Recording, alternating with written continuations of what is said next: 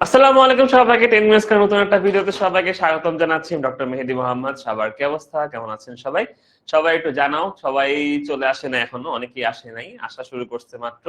সবাই চলে আসো, দেন আমরা শুরু করব আজকের এই পড়া। দেখতে পাচ্ছি রোকাইয়া ইসলাম বন্যা চলে আসছে, সাকারা চলে আসছে, প্রিন্স চলে আসছে। প্রিন্স বিড়ালের মতো মিমিও করতেছে। তারপর হচ্ছে যে আর কে আছে? ওয়ালাইকুম আসসালাম আফসানা মিমি, কি অবস্থা তোমাদের? রোকাইয়া ইসলাম বন্যা, ওয়ালাইকুম আসসালাম। মির্জা জান্নাতি চলে আসছে, জয়িতা বিশ্বাস, হ্যালো হ্যালো হ্যালো, কি অবস্থা? আহনাফ আহনাফ আহমেদ, ওয়ালাইকুম আসসালাম। আনোয়ানা, ওয়ালাইকুম আসসালাম। সাফানা। তোমাদের এই 27 ব্যাচের স্টুডেন্টদের নামগুলো খুবই মানে ইউনিক ইউনিক নাম। সাফানা মানে একটা ভাব আছে একটা, ঠিক আছে। আনিশা মানে আলাদা একটা ভাব। হ্যাঁ, যাই হোক, মানে আমাদের পড়তে যেও না এটা কি নাম। ঠিক আছে। সুবর্ণ চলে আসছে, নওশিন, সারিকা সারিকা, আনিশা, মিনহাজ, সাইম হোসেন, ওয়ালাইকুম আসসালাম সবাই। আচ্ছা, সুবর্ণ দে, হ্যালো, কি অবস্থা? সাদিকা রহমান, তোমার নামটা পড়ছি। এরপরে সুমাইয়া ফ্রেন, ওয়ালাইকুম আসসালাম। আফসানা মিমি, আহ আহনাফ আহমেদ, ভালো আছি। হিমু, ওয়ালাইকুম আসসালাম। মাইমুনা চলে আসছে, কি জানি ফার্স্ট আসছে আজকে। ফারজানা ভাই, অনেকগুলো রেকর্ডিং ক্লাস জমা হয়ে গেছে, কি করবো? কেমনে শেষ করবা? সপ্তাহে মাঝখানে যে দিনগুলোতে ফ্রি টাইম পাও, মা যে টাইমটা ফ্রি টাইম পাও সেই টাইম বসে বসে একটু 2x বা 1.5x স্পিড দিয়ে দেখে ফেলবা, তাহলে মোটামুটি হয়ে যাবে। আর জমাইতেছো কেন? যত জমাবা ততই প্যারা খাবা।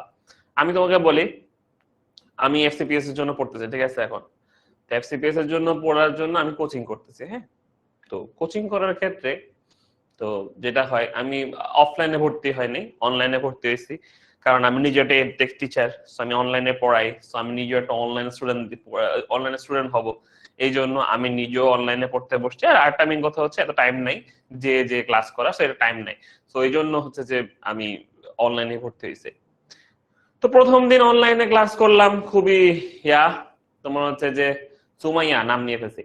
আচ্ছা, অনলাইন ক্লাস করলাম, খুবই উত্তেজনার মধ্যে ক্লাস নিলাম, ক্লাস করলাম, আর কিছু নিলাম না, করলাম। তো এরপরে যখন যতই অ্যানাটমি পড়তেছি, আস্তে আস্তে করে দেখি যে আস্তে আস্তে ইচ্ছা শক্তি ক্লাস করার কমে যাওয়া শুরু করছে, ঠিক আছে। তারপরে একদিন হচ্ছে যে চিন্তা করলাম, আচ্ছা অনলাইন রেকর্ড তো থাকবেই, আমি পরে করবো রে, সমস্যা না, আজকে দিনটা একটু চিল করি। এভাবে করতে করতে করতে করতে আমার অলরেডি 9টা ক্লাস জমে গেছে, ঠিক আছে।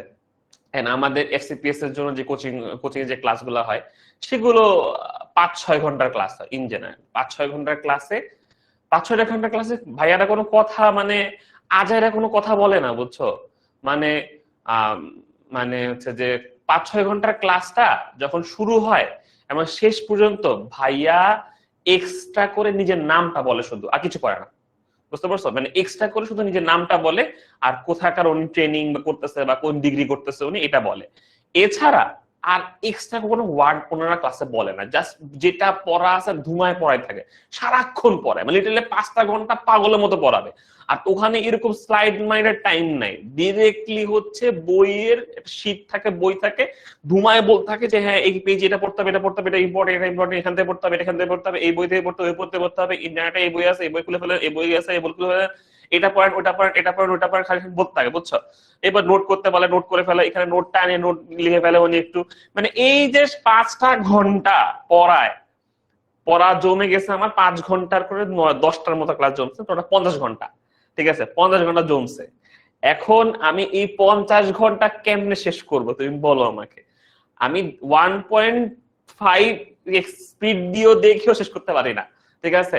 মানে এত প্যারা লাগে। এই জন্য আমি তোমাদের বলি ভাই, মানে এটা যে জুলাইতে আমি পরীক্ষা, এটা আমার অবস্থা খারাপ হয়ে গেছে, তো আমি জানুয়ারিতে পরীক্ষা দিব, ঠিক আছে। এখন হচ্ছে যে এই জন্য যেটা হচ্ছে, পড়া জমানো যাবে না, যে কথাটা বলতে চাচ্ছিলাম আর কি। মানে এটা করলে কি আমি ডিপ্রেসড হয়ে গেছি এখন, যে লাইক আমার এত পড়া জমে গেছে, আমি কি করে শেষ করব? এত পড়া জমছে, মানে ক্লাস জমছে, ক্লাস তো পড়াবে ওখানে, আমাকে তো নিজে পড়তেও হবে আবার ওইটা, রাইট? তো এত পড়া জমছে, আমি শেষ করবো কোথায়, তাই না? তো এরকম করে যখন ক্লাস, তোমার তো ক্লাসগুলো 1.5 ঘন্টার ক্লাস, তাই না? তো এত 1.5 ঘন্টার ক্লাসগুলোতে আমরা অনেক সময় অনেক গল্প টল্প করি তোমাদের সাথে, সো এগুলো তুমি স্কিপ করে করে মেইন জিনিসটা পড়ে শেষ করতে পারবা। তো টেনশন করার কিছু নেই, টাইমলি একটু শেষ করে ফেলো, কারণ যখন বেশি জমে যাবে তখন হচ্ছে যে তোমার অনেক প্যারা লাগবে, ডিপ্রেসড হয়ে যাবা। মানে আমি যেরকম ডিপ্রেসড হয়ে যাই যে আমার এত পড়া কেন, এত পড়া কেন, ঠিক আছে? তো তোমার হচ্ছে যে এই হবে যে ডিপ্রেসড হয়ে যাবে, ডিপ্রেশনে পড়ে যাবা। এই জন্য রেগুলার থাকো, অল্প করে পড়ো, বাট পড়ো, মানে আগায় যাও। আগায় গেলে হবে কি, ধরো মানে আমার যদি ক্লাসগুলো করা থাকতো, আমি তো 10টা ক্লাস যদি করে ফেলতাম এতদিনের মধ্যে, তাহলে কি হইতো, আমার জাস্ট পড়া লাগতো, তাহলে পড়াটা শেষ করতে পারতাম ইজিলি। কিন্তু জমে গেছে, এখন ক্লাসই জমে গেছে, ক্লাস করতে হবে, তারপর পড়তে হবে, মানে অনেক জিনিস, রাইট? তো এরকম আমি নিজেও ডিপ্রেশনে পড়ে যাচ্ছি, আমারও নিজের অনেক পড়া, দেখা যাচ্ছে রাত্রে 2-3 পর্যন্ত পড়াশোনা করে শেষ করতে পারি না, ঠিক আছে? তো এই জন্য বলতেছি যে তুমি কোনো টাইম বের করো, টাইম বের করে ক্লাসগুলো করে ফেলো, করে শেষ করে নিজে পড়তেও হবে তোমাকে আবার, ঠিক আছে? এখন তাড়াতাড়ি যত কম ক্লাস জমবে তত তোমার জন্য ভালো, তুমি তাহলে শেষ করতে পারবা। একটা সময় প্রথম আমার যখন প্রথম 2টা ক্লাস জমছিল তখন আরে 2টা ক্লাস, আরে 2টা ক্লাস কোনো ব্যাপারই না, 2 দিন করে শেষ করে ফেলবো, ডান। কিন্তু যখন আমার 10টা ক্লাস জমে গেছে তখন তো মনে করো যে করতে পারতেছে না, তখন তো অবস্থা খারাপ, ঠিক আছে? এই তো মেন কথা, যে ক্লাস জমাও না, হ্যাঁ? এটাই তোমাদের জন্য আমার একটা নিজের লাইফ থেকে বুঝছি আর কি, নিজের লাইফ থেকে বুঝছি যে আসলে ক্লাস জমানো উচিত না। অনলাইনে পড়লে এটা শোনো, অফলাইনে পড়তাম ক্লাস জমতো না, কারণ যেতাম অন্তত কিছু হইলো ক্লাসটা করতে যেতাম, তাই না? এটাই হচ্ছে মেন কথা। আচ্ছা, সাবিরার রহমানের আজকে ফার্স্ট ক্লাস, কেন ভাই ওদিন কইছিলা? তারপর হচ্ছে আহনাফ চলে আসছে, বাই নেট আছে, আচ্ছা ফাতেমা আছে, 1 মাস জমছে, হ্যাঁ। তারপর আশিনা, নাম বুঝতে পারি নাই, ফাহমিদা, শিফা, হুসেন নুসাইবা, দরকার হলে 2 ঘন্টা করে ঘুমাবো, আচ্ছা। আচ্ছা শাহরিন, ক্লাস পেন্ডিং নেই তো, পড়া বাকি, পড়া শেষ করে ফেলো। আচ্ছা শাহরিনের পড়া বাকি আছে, ক্লাস পেন্ডিং নেই, আচ্ছা ঠিক আছে। মেহজাবিনা ফিজিক্স ক্লাস জমে গেছে। তারপর হচ্ছে যে ব্রাজিল হারছে, মিয়াজি আমাকে বলতেছে। আচ্ছা ফারজানা জারিন ডিপ্রেশন চলে গেছে। মুইব ক্লাস করে পড়াশোনা, আচ্ছা 3টা ক্লাস জমছে, বায়োলজি জারিন, সমস্যা নেই, করে ফেলো। 1.5 বা 2x দিয়ে করে ফেলবা, ঠিক আছে? আগে নীলা আছে, আশফি আছে, ক্লাস পড়া বাকি আছে, ঠিক আছে। আমরা শুরু করবো আজকে পড়া, হ্যাঁ? ক্লাস পরে প্রাইভেট করে অনেকে বারে বাবা সে অবস্থা। আবিদ আছে, জানো তো, নাইম আছে, সাবিহা ওয়ালাইকুম আসসালাম, দুরিক ভালো আছি, আকাশ আলী ওয়ালাইকুম আসসালাম। আচ্ছা শুরু করি পড়া, আমার টাইম হয়ে গেছে, পড়া শুরু করে দিই। আজকে হচ্ছে আমরা প্রতিসাম্য থেকে পড়বো, হ্যাঁ? আচ্ছা আমাদের সবকিছু কিন্তু সিকিউতে আসে না, আমি আগেও বলছি যে সবকিছু কিন্তু সিকিউতে আসে না, সিকিউতে যে পার্ট গুলো আসবে সেগুলো আমরা পড়বো ভালো করে, এমসিকিউর পার্ট গুলো আমরা দাগায় নিব, ঠিক আছে? আচ্ছা তাহলে প্যারা খাওয়ার কিছু না, বই খাতা খুলে বসে ফেলো, বসে যাও, তোমাদের হচ্ছে যে গাদি আজমল স্যারের বইটা খুলে বসো, ওখান থেকে আমি দাগাবো, ওকে? আচ্ছা সিফাতেরও ফার্স্ট ক্লাস, আচ্ছা সমস্যা নেই, আগে ক্লাসগুলো করে ফেলো, হ্যাঁ? আচ্ছা তাহলে এখন প্রতিসাম্য জিনিসটা কি? প্রতিসাম্যটা মেইনলি আমাদের এমসিকিউ তে আসে, ঠিক আছে? প্রতিসাম্যটা মেইনলি আমাদের এমসিকিউ তে আসে, সো দাগায় ফেলো। 6 নাম্বারটা হচ্ছে আমাদের এমসিকিউর জন্য। তারপরও একটু আমরা বোঝার চেষ্টা করি কি আছে আসলে, আমরা কি এমসিকিউর জন্য পড়বো, এটা তো জানতে হবে, তাই না?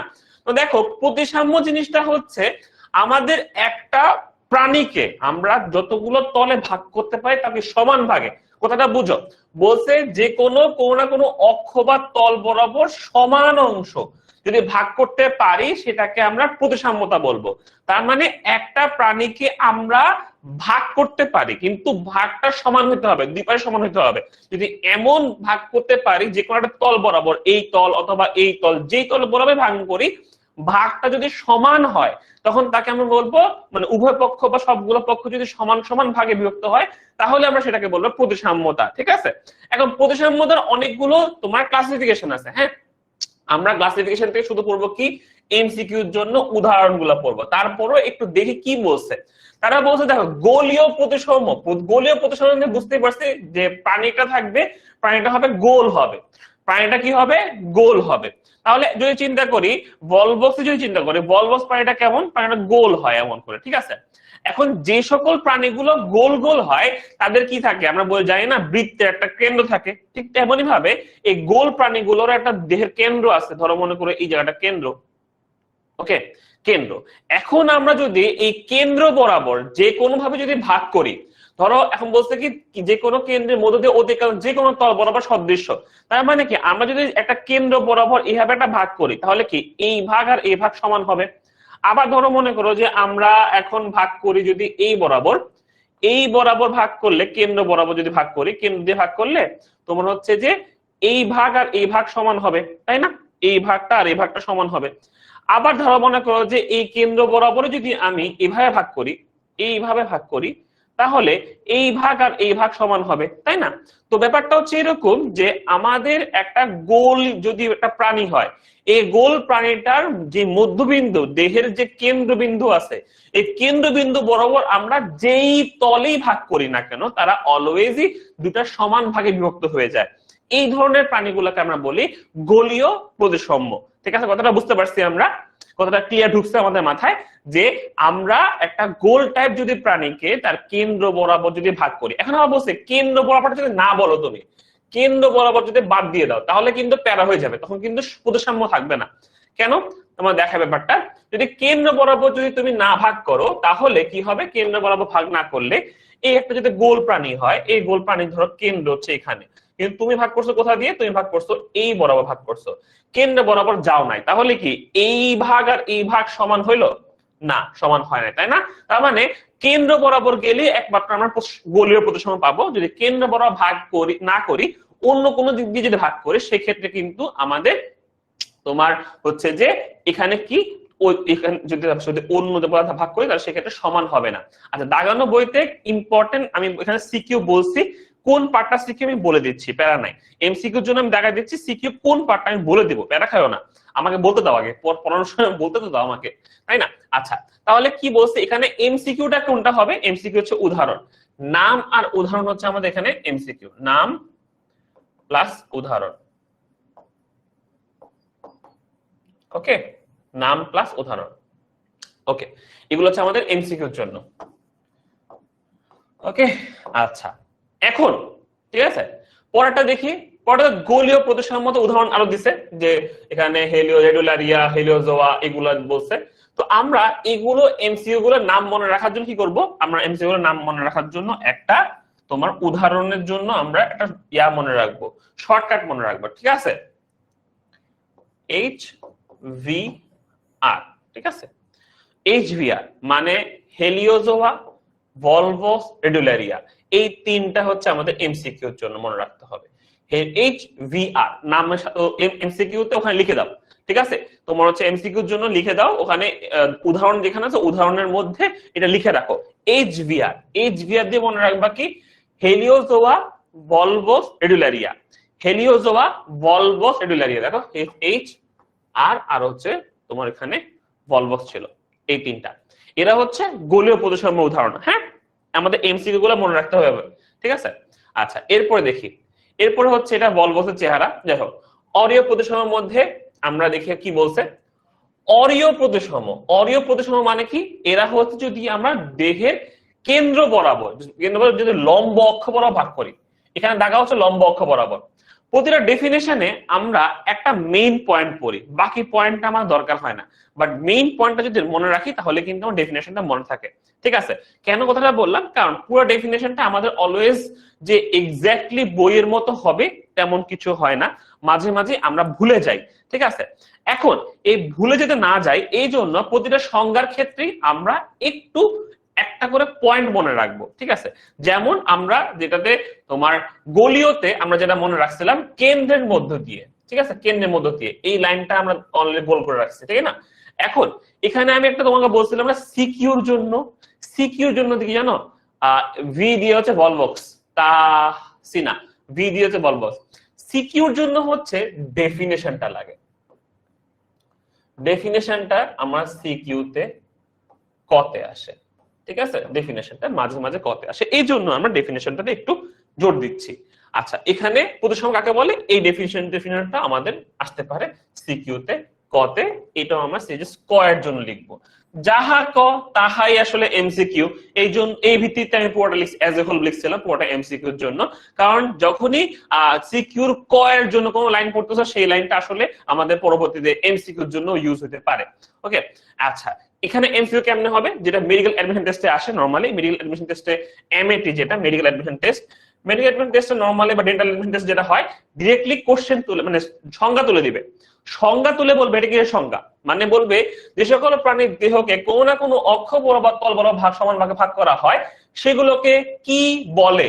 অপশনের মধ্যে প্রতিসাম্যতা, সিলোম, অনেক কিছু থাকবে, ঠিক আছে, খন্ডায়ন, অংশায়ন, অনেক কিছু থাকবে। তো আমরা তখন ডেফিনেশন থেকে এমসিকিউটা আসে, এমসিকিউটা আসে। হ্যাঁ, আচ্ছা ক্লিভেজ যে বুঝেন না আগের ক্লাসটা একবার করে নেবেন, ঠিক আছে। আচ্ছা আগের ক্লাসে বলছিলাম পুরোটাই। আচ্ছা এখন আমরা কি বলছি, অরীয় প্রতিসাম্য। অরীয় প্রতিসাম্যটা অলওয়েজ মনে রাখবো লম্ব অক্ষ বরাবর ভাগ করতে হবে। লম্ব অক্ষ বরাবর কোনটা, লম্ব অক্ষ বরাবর ধরো মনে করো যে একটা প্রাণী আছে, ধরো এখানে এটা ধরো একটা জেলিফিশ, ধরো চিন্তা করো তার এই বরাবর ভাগ করলাম। এই বরাবর ভাগ করার কারণে আমরা সমান দুটো অংশ পাচ্ছি, সমান দুটো অংশ পাচ্ছি। তার মানে যদি লম্ব অক্ষ বরাবর কেটে সদৃশ্য 2 এর বেশি সংখ্যক অর্ধাংশে ভাগ করা যায় তখন সেটাকে বলা হয় অরীয় প্রতিসাম্য। এখানে এখানে মেইন পয়েন্ট কি, এখানে মেইন পয়েন্ট হচ্ছে লম্ব অক্ষ বরাবর আমরা এই বরাবর ভাগ করতে হবে। গোলীয়র ক্ষেত্রে কিন্তু আমাদের লম্ব অক্ষ বরাবর চিন্তা করা দরকার ছিল না, কারণ কেন্দ্র দিয়ে যে কোনো অক্ষ বরাবর কাটলেই হইলো। কিন্তু এই অডিওতে আমাদের লম্ব অক্ষ বরাবর কাটতে হবে। মেইন ঘটনা হচ্ছে এখানে, এটা হচ্ছে কাটাকাটি জিনিস, ঠিক আছে। কাটাকাটি কিভাবে করবো এটা চিন্তা করবো। হ্যাঁ, আচ্ছা তাহলে দেখো বই যারা খুঁজে পাচ্ছেন না, বইয়ে তুমি যেই বই পড়ো, আজি আজমলের যত এডিশনই পড়ো, সব এডিশনের বইতে এটা আছে, সব এডিশনে। তোমরা বই পেজটা যদি না খুলে দেখো তাহলে কেমনে বলো, একটু পড়তে হবে। হ্যাঁ, আচ্ছা এখন দেখি তাহলে কি বলছি, এখানে হচ্ছে আমাদের উদাহরণ মনে রাখতে হবে। এমসিকিউর জন্য কি মনে রাখতে হবে, উদাহরণ মনে রাখতে হবে। উদাহরণের জন্য আমরা কি বলবো, আমরা মনে রাখবো সি এর জলে হাইড্রা। এই লাইনটা লিখে ফেলো, লাইনটা লিখো, সি এর জলে হাইড্রা। সি দিয়ে কি মনে রাখবো, সি অ্যানিমন। কি মনে রাখবো, সি অ্যানিমন। জলে দিয়ে মনে রাখবো জেলিফিশ, জেলি ফিশ। আচ্ছা হাইড্রা তো হাইড্রাই, তো আমরা সি এর জলে হাইড্রা দিয়ে মনে রাখতে পারবো যে hydra, sea anemone, jellyfish, hydra, এই তিনটা হচ্ছে আমাদের কি হবে, অরীয় প্রতিসাম্যের উদাহরণ হবে, অরীয় প্রতিসাম্যের উদাহরণ। আচ্ছা এখন দেখি, ঠিক আছে মনে রাখবে এটা, লাইনটা লিখছো তোমরা সবাই, এটা এমসিকিউর জন্য আমরা মনে রাখবো। হ্যাঁ, উদাহরণ, উদাহরণ। ওকে ওকে ওকে, মনে থাকবে এই জিনিসগুলো। লিখছো তোমরা এটা, এই লাইনটা লিখে ফেলছো, সবাই লিখছো, সবাই লিখছো? আচ্ছা সবাই লিখছে মোটামুটি। ওকে, এটা এখন হাইড্রার চেহারা, এটাকে টাইনা লম্বা সোজা করে লম্বা অক্ষ বরাবর কাটতে হবে, ঠিক আছে। এখন দেখি দ্বি অরীয় প্রতিসাম্য, এটা একটু আমরা খেয়াল করি। দ্বি অরীয়, দ্বি অরীয় বলতে আমরা বুঝতে পারি, দ্বি দিয়ে বুঝতে পারছি দুই, কোনো কিছু দুই হবে, দুই, দ্বি দিয়ে বুঝছি দুই। অরীয়তে আমরা ডেফিনেশনে খেয়াল করছিলাম লম্ব অক্ষ বরাবর কিছু করতে হবে, তাই না, লম্ব অক্ষ বরাবর কিছু করতে হবে। তাহলে অরীয়তে আমরা মেইন পয়েন্ট দাগাইছিলাম হচ্ছে লম্ব অক্ষ, লম্ব অক্ষ, তাই না। আচ্ছা তাহলে এখন নামের মধ্যে আছে দ্বি অরীয়, তার মানে দুইটা লম্ব অক্ষ প্রতিসম। তাহলে ডেফিনেশনটা কেমন হবে, ডেফিনেশনটা হবে এমন, দেখো কোন প্রাণী থেকে যখন কোন অঙ্গের সংখ্যা একটি বা এক জোড়া হওয়ায় অনুদৈর্ঘ্য অক্ষ বরাবর দুটি দল পরস্পর সমকোণে অতিক্রম করতে পারে, ফলে তখন পরিবেশে 4টি সদৃশ অংশ ভাগ করা যায়, তখন প্রতিসম হচ্ছে দ্বি অরীয় প্রতিসম। মানে কি জানো, মানেটা হচ্ছে ধরো এটা হচ্ছে, ধরো এটা হচ্ছে আমার একটা একটা প্রাণী ধরে নাও, আর এখানে একটা অঙ্গ আছে, এখানে একটা অঙ্গ আছে, ঠিক আছে, এই পাশ দিয়ে একটা অঙ্গ আছে, ওই পাশ দিয়ে একটা অঙ্গ আছে। ওকে, তাহলে প্রথম কথা বলতে যদি অরীয় যদি হয় তাহলে কি করতাম, আমরা লম্ব অক্ষ বরাবর কেটে দিতাম, কেটে ফেললে আমাদের কাহিনী হয়ে যেত লম্ব অক্ষ বরাবর অরীয় প্রতিসম। কিন্তু বলতে দ্বি অরীয় মানে দুইবার কাটতে হবে, দুইবার কাটার সময় আমাদের হিসাব করতে হবে, যদি আমরা এভাবে কাটি দুইটা সদৃশ ভাগ করতেছি, আবার যদি এই বরাবর কাটে এটা তো লম্ব অক্ষ বরাবর হবে, মানে হচ্ছে দেখো চিন্তা করো, আমার পাওয়ার ব্যাংকটা দেখি, দাঁড়ো, এই পাওয়ার ব্যাংক ধরো চিন্তা করো এটা একটা প্রাণী আছে, এটা কালো হয়ে গেছে, কালো হয়ে গেছে দেখবা না তোমরা, দাঁড়াও একটু হোল্ড করো, কোন একটা জিনিস নেই,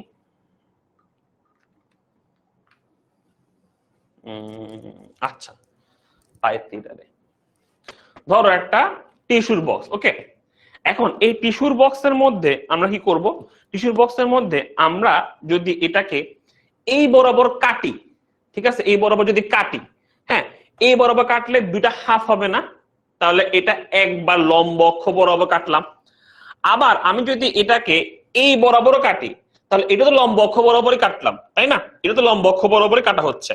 তাহলে আমি যদি একবার এভাবে কাটি আরেকবার যদি এভাবে কাটি, তাহলে দুইটা লম্ব অক্ষ বরাবর পাচ্ছি, তাই না, লম্ব অক্ষ বরাবর পাচ্ছি।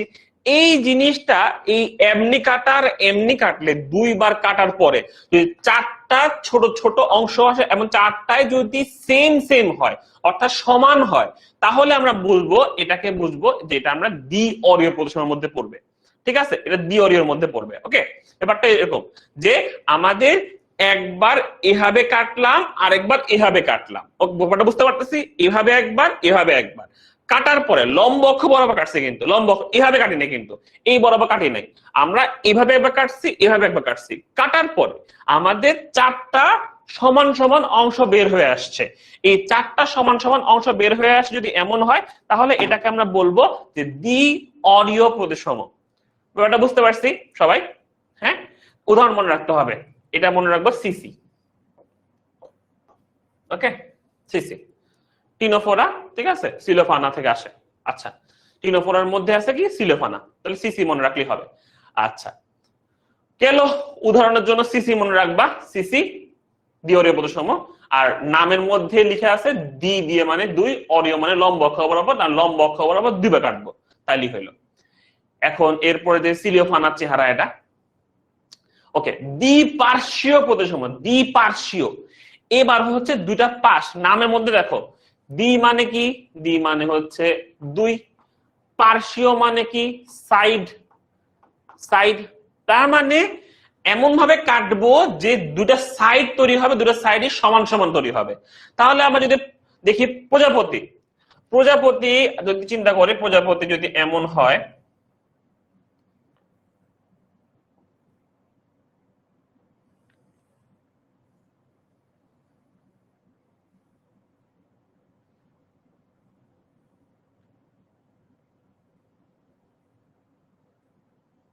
ঠিক আছে, যদি এমন হয় তাহলে আমি যদি এই প্রজাপতিকে মাঝ বরাবর কেটে দেই, কেটে দিলে একদম দুই পাশে সমান সমান পাবো না, দুইটা সাইড তৈরি হবে যেটা সমান সমান, যেটা সাইড তৈরি হবে সমান সমান হবে, এটাকে আমরা বলতেছি দ্বিপার্শ্বীয় প্রতিসম, ঠিক আছে, দ্বিপার্শ্বীয় প্রতিসম। এখন তুমি বলো ভাইয়া আপনার সাথে এর সাথে ম্যাচ করে না, ভাই আমি তো হাতে রাখছি, নাও মিলতে পারে, ঠিক আছে, তোমার এখানে সুন্দর ছবি আছে, এই যে সুন্দর ছবি আছে, এটা দিয়ে মিলাম, এই বরাবর যদি আমরা এটাকে কেটে দিই, এবার মিলাম, তাহলে দুটা সাইড তৈরি হচ্ছে যেটা একদম সমান সমান, এটাকে আমরা বলছি দ্বিপার্শ্বীয়। সায়েন্টিফিক নাম মনে রাখতে হবে, হ্যাঁ, পিয়াস রয়। কেন ভাই, আমি কি হিব্রু ভাষার কথা বলতেছি না তুমি বাংলা ভাষা বুঝো না? কোনটা, আমি কি বাংলা ভাষা বলতেছি না অন্য ভাষা বলতেছি, আর তুমি কি বাংলা ভাষা বুঝো না নাকি কি হইতেছে আমি বুঝতেছি না, নাকি তুমি ইংলিশ মিডিয়ামের স্টুডেন্ট নাকি ভার্সনের স্টুডেন্ট, বাংলা বুঝতেছো না? সায়েন্টিফিক নাম আসবে, সায়েন্টিফিক নাম এমসিকিউ তে মাঝে মাঝে আসে, সায়েন্টিফিক নাম কোনগুলো বেশি আসে সেগুলো আমি বলে দেব কয়দিন পরে, আমি যখন পড়ার সময় বলে দেব কোনটা বেশি ইম্পর্টেন্ট। হ্যাঁ, এখন প্যারা খাওয়া কিছু না, আমি বলে দেবো যেগুলো ইম্পর্টেন্ট সেগুলো আমি বলবো, টেনশন করার কিছু নেই, আমরা জাস্ট এজ এ হোল দেখে রাখবো কিছু কিছু জিনিস, তাহলেই হবে। আর উদাহরণ মনে রাখতে হবে, উদাহরণগুলো কষ্ট করে মনে রাখতে হবে, ঠিক আছে।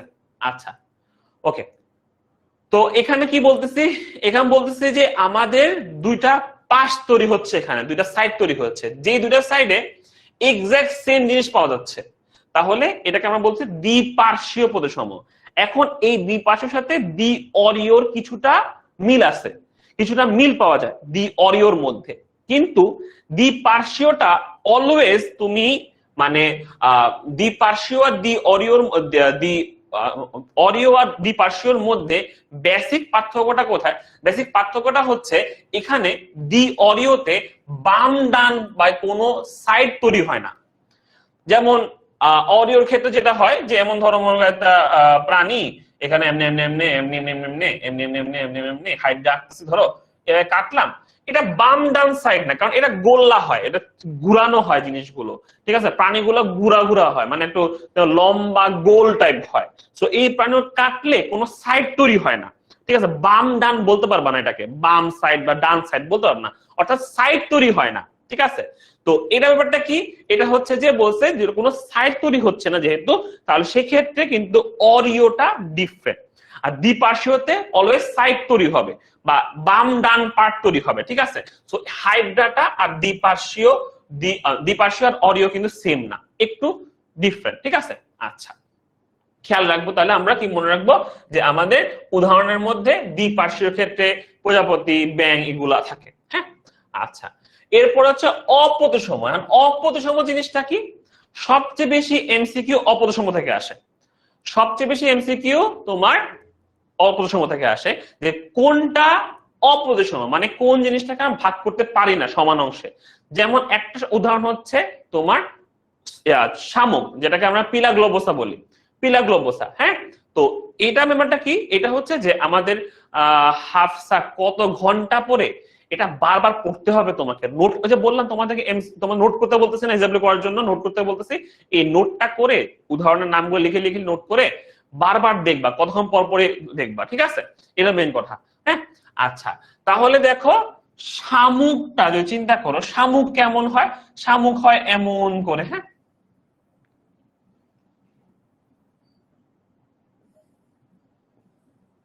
হ্যাঁ, ঠিক আছে। তো শামুক যদি এমন হয়ে থাকে, এটা তুমি কোন বরাবর কাটবা? এই বরাবর কাটবা, এই বরাবর কাটবা, যে বরাবর কাট তোমার আসলে কাটাটা হয় না কোনোভাবে, অর্থাৎ এটাকে কেটে সমান দুটো অংশ ভাগ করা যাবে না, ঠিক আছে? তোমার হচ্ছে সমান দুটো অংশ বের করা যাবে না। দ্যাটস ওয়াই আমরা শামুক বা এই টাইপ প্রাণীগুলোকে অপ্রতিসম প্রাণী বলি। কি বলে এটাকে? এটাকে বলি আমরা অপ্রতিসম প্রাণী। হ্যাঁ, মানুষও দ্বিপার্শ্বীয়। হ্যাঁ, মানুষও দ্বিপার্শ্বীয় বলতে পারো, দুইটা সাইডে ভাগ করা যায়। আচ্ছা, তাহলে কি এখানে হচ্ছে স্পঞ্জ, তারপর শামুক, এগুলো হচ্ছে আমাদের কি অপ্রতিসম। অপ্রতিসম এমসিকিউর জন্য অপ্রতিসমটা খুব ইম্পর্টেন্ট। এমসিকিউতে এটা অনেকবার আসছে, এটা অ্যাডমিশনে আসছে, এটা তোমার বোর্ডে আসছে, এটা ম্যাথে আসছে, ডেটে আসছে, ডেন্টাল অ্যাডমিশন টেস্টে আসছে, সব জায়গায় আসছে। এটা এটা বারবার আসে, কেন আসে আমি জানি না, বাট এখানে উদাহরণটা বেশি আসে শামুক দিয়ে, পিলার গ্লোবোসা, এটা মনে রাখবা, এই বৈজ্ঞানিক নামটা মনে রাখতে হবে, ঠিক আছে? Pillar globosa. স্পঞ্জটা মনে রাখবা, কারণ স্পঞ্জটা আমরা পরিফেরাতে যে পড়বো, মুখস্থ করবো আলটিমেটলি, এমনিও মুখস্থ করবো পরিফেরাতে যায়, সো ওখান থেকে মনে রাখলে চলবে, ঠিক আছে? আচ্ছা, তাহলে আমাদের মোটামুটি প্রতিসাম্যটা শেষ, মানুষ দ্বিপার্শ্বীয়। আচ্ছা, এখন দেখি খণ্ডকায়ন। খণ্ডকায়ন থেকে আমাদের তেমন কিছু আসে না কখনোই, তো খণ্ডকায়ন আমরা স্কিপ করলে প্যারা নাই, বাট আমি দেখাই দিই কি কি আছে এখানে ভিতরে। সেটা হচ্ছে দেখো যে কি বলছে, প্রাণীদেহে এককোডার্ম বা মেসোডার্মে উদ্ভূত সাদৃশ্য একাধিক খণ্ড রৈখিক অনুদৈর্ঘিক পুনরাবৃত্তিকে খণ্ডকায়ন বলতেছে। মানে কি, তারা বলতেছে যে তোমার ধরো যদি এমন হয়, বডি যদি এমন হয়, এটা যদি সেম সেম অনেকগুলো ছোট ছোট অংশে বিভক্ত হয়, যদি এমন হয়, এগুলোকে বলা হয় খণ্ডকায়ন বলছে, ঠিক আছে? মেটামরিজম বা সেগমেন্টেশন। হ্যাঁ, তো অনুদৈর্ঘিক পুনরাবৃত্তি, তাহলে ঠিক আছে। প্রাণীদের প্রত্যেকটা খণ্ডকে বলা হয় সেগমেন্ট বা সোমাইট। এটা আমাদের একটা এমসিকিউ জন লাইনটা মনে রাখতে হবে, যে খণ্ডগুলোকে ইংলিশে আর কি বলা যায়, খণ্ডগুলোকে তোমার হচ্ছে আর কি বলা যায়। হ্যাঁ, অপ্রতিসমটা আবার রিপিট করব, রিফা, অপ্রতিসম মানে হচ্ছে এটাকে ভাগ করা যাবে না, ভাগ করলে সমান অংশ হবে না। আমাদের প্রতিসম্যতা হওয়ার মেইন রিজন কি ছিল? আমরা ভাগ করলে সমান অংশ পাবো, রিফা। তার মানে এমন প্রাণী যে প্রাণীগুলোকে ভাগ করার মাধ্যমে, যেভাবে তুমি ভাগ করো, মাঝখান বরাবর ভাগ করো, কেন্দ্র দিয়ে ভাগ করো, সাইড দিয়ে ভাগ করো, যেখান দিয়ে ভাগ করো, কিন্তু কোনোভাবেই এটা সমান দুটো অংশে বিভক্ত হতে হবে না, তখন এটাকে বলা হয় অপ্রতিসমতা, ঠিক আছে? আচ্ছা, খণ্ডকায়নের ক্ষেত্রে আমাদের খণ্ডকগুলো আলাদা নামগুলো মনে রাখতে হয়। একটা যে সেগমেন্ট খণ্ডক, এটা আমরা জানি। এর সাথে এক্সট্রা করে যেটা জানি না আমরা, সেটা হচ্ছে সোমাইট বা মেটামিয়ার। এল দুইটা ওয়ার্ড মনে রাখো একটু কষ্ট করে, এগুলো হচ্ছে আমাদের এমসিকিউর জন্য আসে। ঠিক আছে, তোমার হচ্ছে যে এগুলোর জন্য এমসিকিউর জন্য আসে। তাসনিয়া, যেগুলো বৈজ্ঞানিক নাম জেনে তোমার কাজ নাই, সেটা জেনে তুমি করবা কি?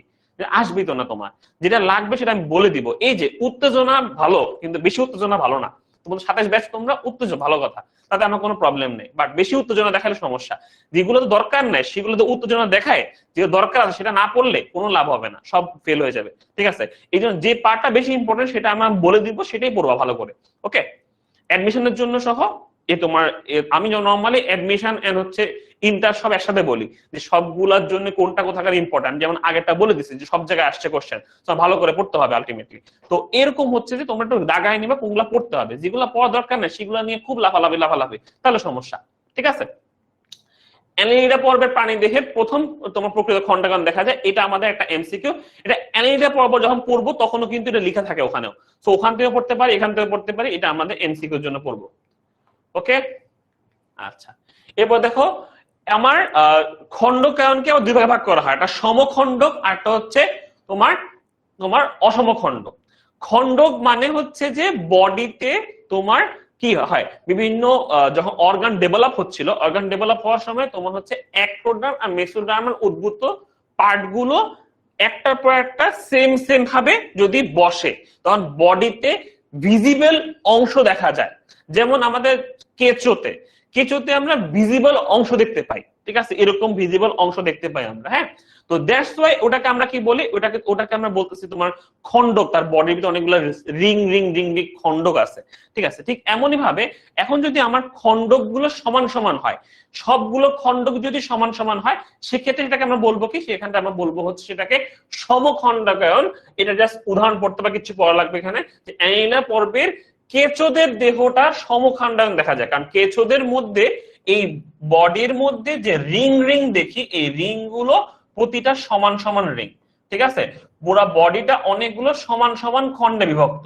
ঠিক আছে, তোমরা কখনো যদি কেঁচো ছবি দেখো দেখবা পুরা বডিটা সমান খণ্ডে বিভক্ত আছে। আমি এটা পড়ানোর সময় তখন ভিডিও দেখা ছবি দেখাবো না সবগুলারই, তো প্যারা খাওয়ার কিছু নেই। আচ্ছা, অসমখণ্ডক দেখো, অসমখণ্ডক মানে হচ্ছে তার দেহের মধ্যে খণ্ডক আছে একটার সাথে, মানে বডির মধ্যে অনেকগুলো অংশ আছে, এই খণ্ডক গুলো সমান না, এগুলো একটু হজবরল টাইপ, কোনটা বড় কোনটা ছোট, কোনটা বড় কোনটা ছোট, এমন টাইপ খণ্ডক বডির মধ্যে আছে। তো সেগুলোকে আমরা বলছি অসমখণ্ডক। উদাহরণগুলো মনে রাখবা, আর্থ্রোপোডা এবং কর্ডাটা প্রাণীর মধ্যে এই ধরনের অসমখণ্ড দেখতে পাই আমরা। শুধু উদাহরণ মনে রাখতে হবে, আমি কিছু মনে রাখা লাগবে না, এমসিকিউর জন্য শুধু উদাহরণ মনে রাখবা। ঠিক আছে, আচ্ছা, এবার দেখি আমরা দেহ খণ্ডক দেখা, একটা বডির মধ্যে এরকম খণ্ডক থাকে, মানে একটা খণ্ড বা সেগমেন্ট বা কি বলবো অংশ, বলবো অংশ যেটাই বড় সমস্যা নেই। আচ্ছা, এখন আমরা একটু দেখি অঞ্চলায়ন। এখন অঞ্চল জিনিসটা কি, খণ্ডক আর অঞ্চলায়নের মধ্যে আমাদের একটু প্যারা লাগবে। কেন? কারণ আমাদের একটু হচ্ছে কনফিউশন লাগবে যে জিনিসগুলোকে দুটো কি সেম কথা বললো নাকি দুটা ডিফারেন্ট কথা, দুটো কিন্তু ডিফারেন্ট কথা। খণ্ডক বলছিলাম তার দেহতে অনেকগুলো সিমিলার অংশ বা অ্যাসিমিলার অংশের কথা বলছিলাম খণ্ডকের ক্ষেত্রে। অঞ্চল বলতে বুঝবা যে কতগুলো খণ্ডকের কাজ সেম, কতগুলো খণ্ডকের কাজ সেম। যেমন ধরো মনে করো যদি আমি চিন্তা করি, ধরো ঘাসফড়িং এর ক্ষেত্রে, ঘাসফড়িং এর ক্ষেত্রে আমরা দেখতে পাই যে তার মাথার মধ্যে একটা মাথা আছে, একটা মাথা আছে, তার একটা বক্ষ দেশ আছে, বক্ষ দেশ, তারপরে তার হচ্ছে যে পুচ্ছক দেশ আছে। ঠিক আছে, তো এখান থেকে তার পাখা তৈরি হয় বা যেটাই হোক, আমি আঁকতে ভালো পারতেছি না, এটা ভালো আঁকতে পারি না আমি, এটা আপনিও। তো এই ধরো মনে করো ঘাস ফড়িং বা কিছু একটা চিন্তা করো, দেখো তার বডির মধ্যে তিনটা ভিজিবল অংশ আছে, একটা মাথা, এটা মাথা, এটা বডি, এটা হচ্ছে তার তোমার অ্যাবডোমেন পার্ট। এই মাথার মধ্যে আবার ছোট ছোট অনেকগুলো ভাগ আছে, এমনি ভাগ, এমনি ভাগ, এমনি ভাগ, এমনি ভাগ, এমনি ভাগ। আবার তোমার যেটা বডির মধ্যে অনেকগুলো ভাগ আছে, এমন এমন এমন এমন এমন ভাগ আছে। উদরের মধ্যে অনেকগুলো ভাগ আছে, এমন এমন এমন এমন। এখন দেখো তার বডির মধ্যে অনেকগুলো কি আছে, অনেকগুলো খণ্ডক আছে, কিন্তু সবগুলো খণ্ডকগুলোর কাজও সেম না, বা কোনো এখানে দেখা যাচ্ছে যে কতগুলো খণ্ডক মিলে একটা অঞ্চল তৈরি করে ফেলে, যে অঞ্চলটা আলাদা একটা অঙ্গ হিসাবে কাজ করতে পারে। যেমন ধরো মনে করো দেখতে পাচ্ছি যে এই ঘাসফড়িংয়ের ক্ষেত্রে মাথার একটা অঙ্গ বলতেছি, এই মাথার মধ্যে অনেকগুলো খণ্ডক আছে, মাথার সব খণ্ডক মিলে আমরা একটা একটা বলতেছি একটা অঞ্চল বলছি, এটা মাথা একটা অঞ্চল, যে অঞ্চলের মধ্যে অনেকগুলো খণ্ডক আছে। এটাই বলতেছে যে আমরা অনেক সময় দেখা যাচ্ছে প্রাণীদের কিছু খণ্ডককে একত্রে মিলে একটা নির্দিষ্ট কি বলি, তার বিশেষ প্রয়োজন মেটাতে নির্দিষ্ট কার্যকরী অঞ্চল বলি। যেমন মাথার সবগুলো খণ্ডক মিলে তারা মাথাটাই করছে, মাথার তোমার ম্যান্ডিবল, ম্যাক্সিলা, তোমার ল্যাব্রাম, ল্যাবিয়াম, অনেকগুলো খণ্ডক আছে, এই খণ্ডকগুলো মিলে পুরোটা মাথা তৈরি করতেছে, আলটিমেটলি মাথা তৈরি করতেছে। দ্যাটস ওয়াই এই নির্দিষ্ট একটা কাজের জন্য এদেরকে একটা অঞ্চল গঠন করতেছি, কিন্তু মাঝখানে অনেকগুলো খণ্ডক আছে। দ্যাটস ওয়াই এই পুরো খণ্ডকগুলো মিলে যেটা অঞ্চল তৈরি হয়, এই অঞ্চলটাকে আমরা বলতেছি যে অঞ্চল বা অঞ্চলায়ন, যেটাকে বলে এই খণ্ডকগুলোকে অঞ্চলে তৈরি করা যে প্রক্রিয়া, এটাকে বলা হয় অঞ্চলায়ন বা এটা ট্যাগমাটাইজেশন বলা হয়। ঠিক আছে, তো এই দেখো ভিত্তিকরণকে বলা হয় ট্যাগমাটাইজেশন। এটা না জানলেও চলবে, জাস্ট আইডিয়া দেওয়ার জন্য বললাম যে আমাদের ঘাসফড়িংয়ের ক্ষেত্রে মাথার মধ্যে অনেকগুলো আছে, তোমার হচ্ছে উদরের মধ্যে অনেকগুলো আছে, বক্ষ দেশে অনেকগুলো আছে। তাহলে হচ্ছে বক্ষ, উদর এবং হচ্ছে তোমার হচ্ছে মাথা, হেড, এই তিনটা অঞ্চলের মধ্যে অনেকগুলো অংশও আছে, রাইট? তো এটা হচ্ছে মেইন কথা। হ্যাঁ, এই জন্য এটা অঞ্চলায়ন করা হয়। অঞ্চল বেশি ইম্পর্টেন্ট না, অঞ্চল থেকে তেমন কিছু আসে না। ঠিক আছে, এরপরে দেখি মেইনলি এটা ঘাসফড়িং এ দেখা যায়, ঘাসফড়িং, আরশোলা, মৌমাছি এগুলো দেখা যায়, ভালো করে দেখা যায়। তিনটা অংশ আছে, দেখো একটা মাথা আছে, বক্ষ আছে, উদর আছে। এগুলোর মধ্যে মাথার মধ্যে অনেকগুলো খণ্ড আছে, বক্ষের মধ্যে অনেকগুলো খণ্ড আছে, উদরের মধ্যে অনেক খণ্ড আছে। যখন আমরা প্রাণীর পরিচিতি চ্যাপ্টার নাম্বার 2 পড়বো, তখন আমরা ওই ঘাসফড়িং এর মধ্যে দেখবো, এগুলো অনেক কিছু পাবো। হ্যাঁ, আচ্ছা, এরপরে হচ্ছে যে আমরা যাইগুলো দরকার নেই আপাতত আমাদের, এই যে দেখো এই ছবিটা দেখলে পাওয়া যাবা, মাথার মধ্যে দেখো অনেকগুলো খণ্ডক আছে, এমন খণ্ড, এমন খণ্ড, এমন খণ্ড, এই এমন খণ্ড, এই এমন একটা খণ্ড। হ্যাঁ, এই খণ্ডগুলো পুরোটা মিলে মাথা তৈরি হয়েছে। আর বক্ষের মধ্যে অনেকগুলো খণ্ড আছে, বক্ষ তৈরি হয়েছে। উদরের মধ্যে তো অনেকগুলো এমন খণ্ড আছে, এই খণ্ডগুলো উদর তৈরি হয়েছে। ঠিক তেমনই ভাবে তোমার চিংড়ি চিন্তা করো, চিংড়ির ক্ষেত্রে এমন আছে, তোমার ইয়াতেও আছে, তোমার মাকড়সার আকানের যেটা পর্ব আছে ওদের মধ্যে এরকম দেখা যায়। ঠিক আছে, আচ্ছা, উদাহরণ মর্ব বৈশিষ্ট্য বললে তো ওগুলো পড়া যাবে। হ্যাঁ, বুঝি নাই ভাইয়া, শুধু উদাহরণ মনে রাখলে তাহলে 9টা পর্বে বৈশিষ্ট্য পড়লে তো এগুলো মনে রাখা যাবে। হ্যাঁ, মোটামুটি মনে রাখতে পারবা। পর্ব মনে রাখার জন্য আমি আলাদা করে নেমোনিক দিব, পর্বের বৈশিষ্ট্যগুলো মনে রাখার জন্য নেমোনিক দিব, ওই নেমোনিকটা পড়লেও হবে। ঠিক আছে, পড়লে অনেক কিছু পারবা আর কি। ঠিক আছে, ওগুলো আমি দিয়ে দিব, যখন আমি পড়াবো তখন দিব, টেনশন করার কিছু নেই। এরপর যে উপাঙ্গ, উপাঙ্গ থেকে আমাদের পড়ানো কিছু নাই, উপাঙ্গ থেকে আমাদের মনে আসে না কিছুই। আমরা উপাঙ্গ মানে হচ্ছে যে বাহিরে, বডির বাহিরের দিকে নরনক্ষম কিছু অঙ্গ থাকে, যেগুলো হচ্ছে যে আমরা একটা প্রাণী চাইলে নড়াইতে পারে, এগুলোকে আমরা বলতেছি হচ্ছে যে আমরা উপাঙ্গ বলতেছি। দরকার নেই, এখান থেকে আসে না কিছু তেমনই। হ্যাঁ, প্রান্তিকতা, প্রান্তিকতা ব্যাপারটা বলতে যেটা বোঝায় সেটা হচ্ছে যে আমাদের দেহের কি আছে, মাথা আছে, পা আছে, তাই না, দুটা প্রান্ত। ঠিক আছে, তো এই দুটা প্রান্ত, দুটা প্রান্ত মানে কি একটা মাথা। আচ্ছা, কে জানে কি হয়েছে, মাকড়সারটা একটু বুঝায় দেন। মাকড়সার কি বুঝবা? ফোডিং, হ্যাঁ শেক ফোডিং হয়। মেজাবিন, ট্যাগমোসিস, ট্যাগমোসিস ডিফারেন্ট থিং, ট্যাগমোসিস যখন আসবে তখন আমি বলবো নি। ট্যাগমোসিস ডিফারেন্ট থিং। ট্যাগমাটাইজেশনটা হচ্ছে অঞ্চলায়ন। হ্যাঁ, ট্যাগমাটা হচ্ছে অঞ্চল, ট্যাগমাটাইজেশন হচ্ছে অঞ্চলায়ন। হ্যাঁ, আর ট্যাগমোসিস ডিফারেন্ট, ওটাকে হচ্ছে তোমার পৃথক তোমার হচ্ছে ক্লাসিফিকেশন যখন করা হয় তখন ট্যাগমোসিস ওটা আলাদা।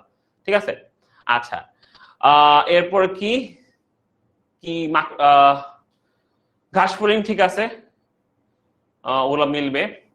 নেমোনিক, নেমোনিক দিয়ে এই চ্যাপ্টার মনে রাখা যায়, অনেক কিছু মনে রাখা যায়। ঠিক আছে, আচ্ছা, এখন প্রান্তিকতা, প্রান্তিকতা বলতে দেখো বোঝাচ্ছে যে আমাদের প্রান্ত আছে বডির। দেখো একটা আছে সম্মুখ প্রান্ত, মুখ আছে, মাথা, তার বিপরীত প্রান্ত কি আছে, পায়ু বা লেজ আছে। তাহলে এই যে প্রাণীর বিভিন্ন প্রান্ত আছে বডির, এই প্রান্তগুলোকে যে যে কাজগুলো পড়ানো হয় সেখানে প্রান্তিকতা, পোলারিটি বলা হয়। এটা আমাদের বেসিক্যালি তেমন কোনো কাজে আসে না, এখানে বেসিক্যালি তেমন কোনো কাজে আসে না। যেই যেই পার্ট গুলো থেকে কোশ্চেন জীবনে আসবে না, কিছু লাগবেও না, ওগুলা সেগুলো আমি স্কিপ করতেছি, কারণ ওর দরকার নেই তোমাদের। হ্যাঁ, কারণ এখান থেকে জীবন তোমার আসবে না, তুমি অ্যাডমিশন টেস্ট লাগবে না, তোমার ইন্টারে লাগবে না, কোথাও লাগবে না ওই জিনিসটা। ঠিক আছে, জাস্ট রিডিং পড়তে চাইলে পড়তে পারো, চাইলে যদি খুব বেশি মন চায় পড়তে পারো, আর নর্মালি না পড়লেও চলবে। একজন আমার বলছেন ভাই আপনি যেটা জিনিস স্কিপ করলে উপাঙ্গ, এটা বললে ভালো হয়। আচ্ছা, এটা জীবনে আসবে না, তারপরে বলি তোমাদেরকে। দেখো, প্রাণী দেহের সাথে সংযুক্ত বাহ্যিক এবং নরনক্ষম অঙ্গ, মানে যেই পার্ট গুলো প্রাণীর বডির সাথে আটকানো আছে কিন্তু বাহিরের দিকে আলাদা হয়ে আছে, যেগুলো তোমার হচ্ছে যে বিভিন্ন কাজ করে, যেমন খাবার দাবারে হেল্প করে, তারপর হচ্ছে যে সেন্সরি পার্টের জন্য হেল্প করে, সেন্স করার জন্য হেল্প করে। যেমন তুমি ধরো হচ্ছে যে চিন্তা করো কাশফড়িং বা তেলাপোকা, এদের কি থাকে, তোমার হচ্ছে যে সুর থাকে, তাই না? সুর, অ্যান্টেনা থাকে, অ্যান্টেনা। এই অ্যান্টেনা তার কি করে, অ্যান্টেনার মাধ্যমে সে নাড়ায় নাড়ায় নাড়ায় সে বুঝতে পারে, যে সেন্স করতে পারে। আবার ধরো বিভিন্ন তোমার হচ্ছে মুখের আছে, বিভিন্ন অংশ আছে বডির বাহির হয়ে, সেগুলো বহে বাইরে ইন্ডিভিজুয়াল নড়তে পারে, ঠিক আছে? তো এই পার্টগুলো কি করে, এগুলো কিছু তোমার খাবার ধরতে হেল্প করে, কোনটা যে কাটার জন্য হেল্প করে আলাদা করে, মুখের ভিতরে না, মুখের বাইরের মধ্যে এগুলো হেল্প করে, ঠিক আছে? তো এই জিনিসগুলো আমরা কি বলি, এইসব পার্ট গুলোকে, বডির সব পার্ট গুলোকে বলা হয় তোমার কি, এগুলো বলা হয় তো উপাঙ্গ বলা হয়। যেমন আর্থ্রোপোডার আছে কি, অ্যান্টেনা আছে, স্টাইল আছে, মলাস্কার ক্ষেত্রে পোডিয়া আছে, পোডিয়া মানে পা আর কি, মাছের পাখনা আছে, পতঙ্গ পাখি ডানা আছে, উচ্চতর মেরুদণ্ডী প্রাণীতে পদ আছে, পা আছে, হ্যাঁ। এগুলো বিভিন্ন রকমের, আর যেগুলো বডির বাহিরে থাকে, যেগুলো বডির আমাদের বিভিন্ন হেল্প করে, এখান থেকে জীবনে কিছু আসে না, সো দরকার নেই পড়া, হ্যাঁ। ওকে, প্রান্তিকতাও যেমন লাগবে না। তারপর যদি পড়তে চাও দেখতে পারো যে সম্মুখ প্রান্ত মানে হচ্ছে সামনের পার্ট। একটা যদি প্রাণীর যদি সামনের পার্ট থাকে, সেটাকে মাথা, নরমালি মাথা যেখান থেকে মাথা, ওটাকে বলা হয় সামনের পার্ট বা অ্যান্টেরিয়র এন্ড। পশ্চাৎ পার্ট হচ্ছে পোস্টেরিয়র এন্ড, মানে মাথার বিপরীত দিকে। মাথা যদি এই পাশে থাকে, অন্য পাশে কি থাকবে, পায়ু থাকবে, লেজ থাকবে, ঠিক আছে? তাহলে সেটাকে আমরা কি বলবো, ধরো এটা মাছ যদি চিন্তা করো, মাছ, ঠিক আছে? যদি মাছ চিন্তা করো, তো এই মাছ যদি চিন্তা করো, যদি মুখ থাকে এখানে, তাহলে এখানে কি থাকবে, লেজ বা থাকবে, পায়ু থাকবে। এই পার্টটাকে আমরা তোমার হচ্ছে কি বলবো, পোস্টেরিয়র এন্ড বলবো, এটা অ্যান্টেরিয়র এন্ড বলবো। পৃষ্ঠীয় আর অঙ্কীয়, পৃষ্ঠীয় অঙ্কীয় মানে হচ্ছে যে, পৃষ্ঠ মানে হচ্ছে তোমার উপরের সাইড, দেহের উপর পার্ট, পৃষ্ঠীয়। যে মানুষের কাছে চিন্তা করো, আমার এই যে দেহের উপরের পার্ট, পিছের পার্ট যেটা, এটাকে আমরা বলতে পৃষ্ঠীয় বলবো। এখন মানুষের ক্ষেত্রে এটা বলা যায় না, কারণ মানুষের ক্ষেত্রে এটা একটু ডিফারেন্ট ভাবে হয়ে যায়, কারণ আমরা তো সরে দাঁড়াই। যদি একটা মাছের কথা চিন্তা করো, মাছের ক্ষেত্রে উপরের পার্টটাকে বলবো আমরা পৃষ্ঠীয় পার্ট, এটা হচ্ছে পৃষ্ঠীয় পার্ট। অঙ্কীয় পার্ট কোনটা, বুকের পার্টটা, নরমালি বুকের পার্টটাকে বলা হয় অঙ্কীয় পার্ট। যদি তুমি ঘাসফড়িং দেখো, ঘাসফড়িং এর মাথার উপরের পার্টটাকে আমরা পৃষ্ঠীয় পার্ট বলি, আর বুকে যেটা ভর করে থাকে যে পার্টটা, সেই বুকের পার্টটাকে বলা হয় তোমার অঙ্কীয় পার্ট বলা হয়, ঠিক আছে?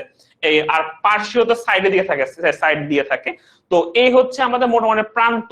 যদি দেখতে চাও, ধরো এটা একটা ঘাস ফড়িং, ধরো একটা ঘাস ফড়িং, ঠিক আছে? ঘাস ফড়িং, তাহলে আমাদের এখানে ঘাস, ধরো একটা মুখ আছে এখানে, ঘাস ফড়িং এর মুখ, এটা এটা হচ্ছে ঘাস ফড়িং এর পায়ু পার্ট।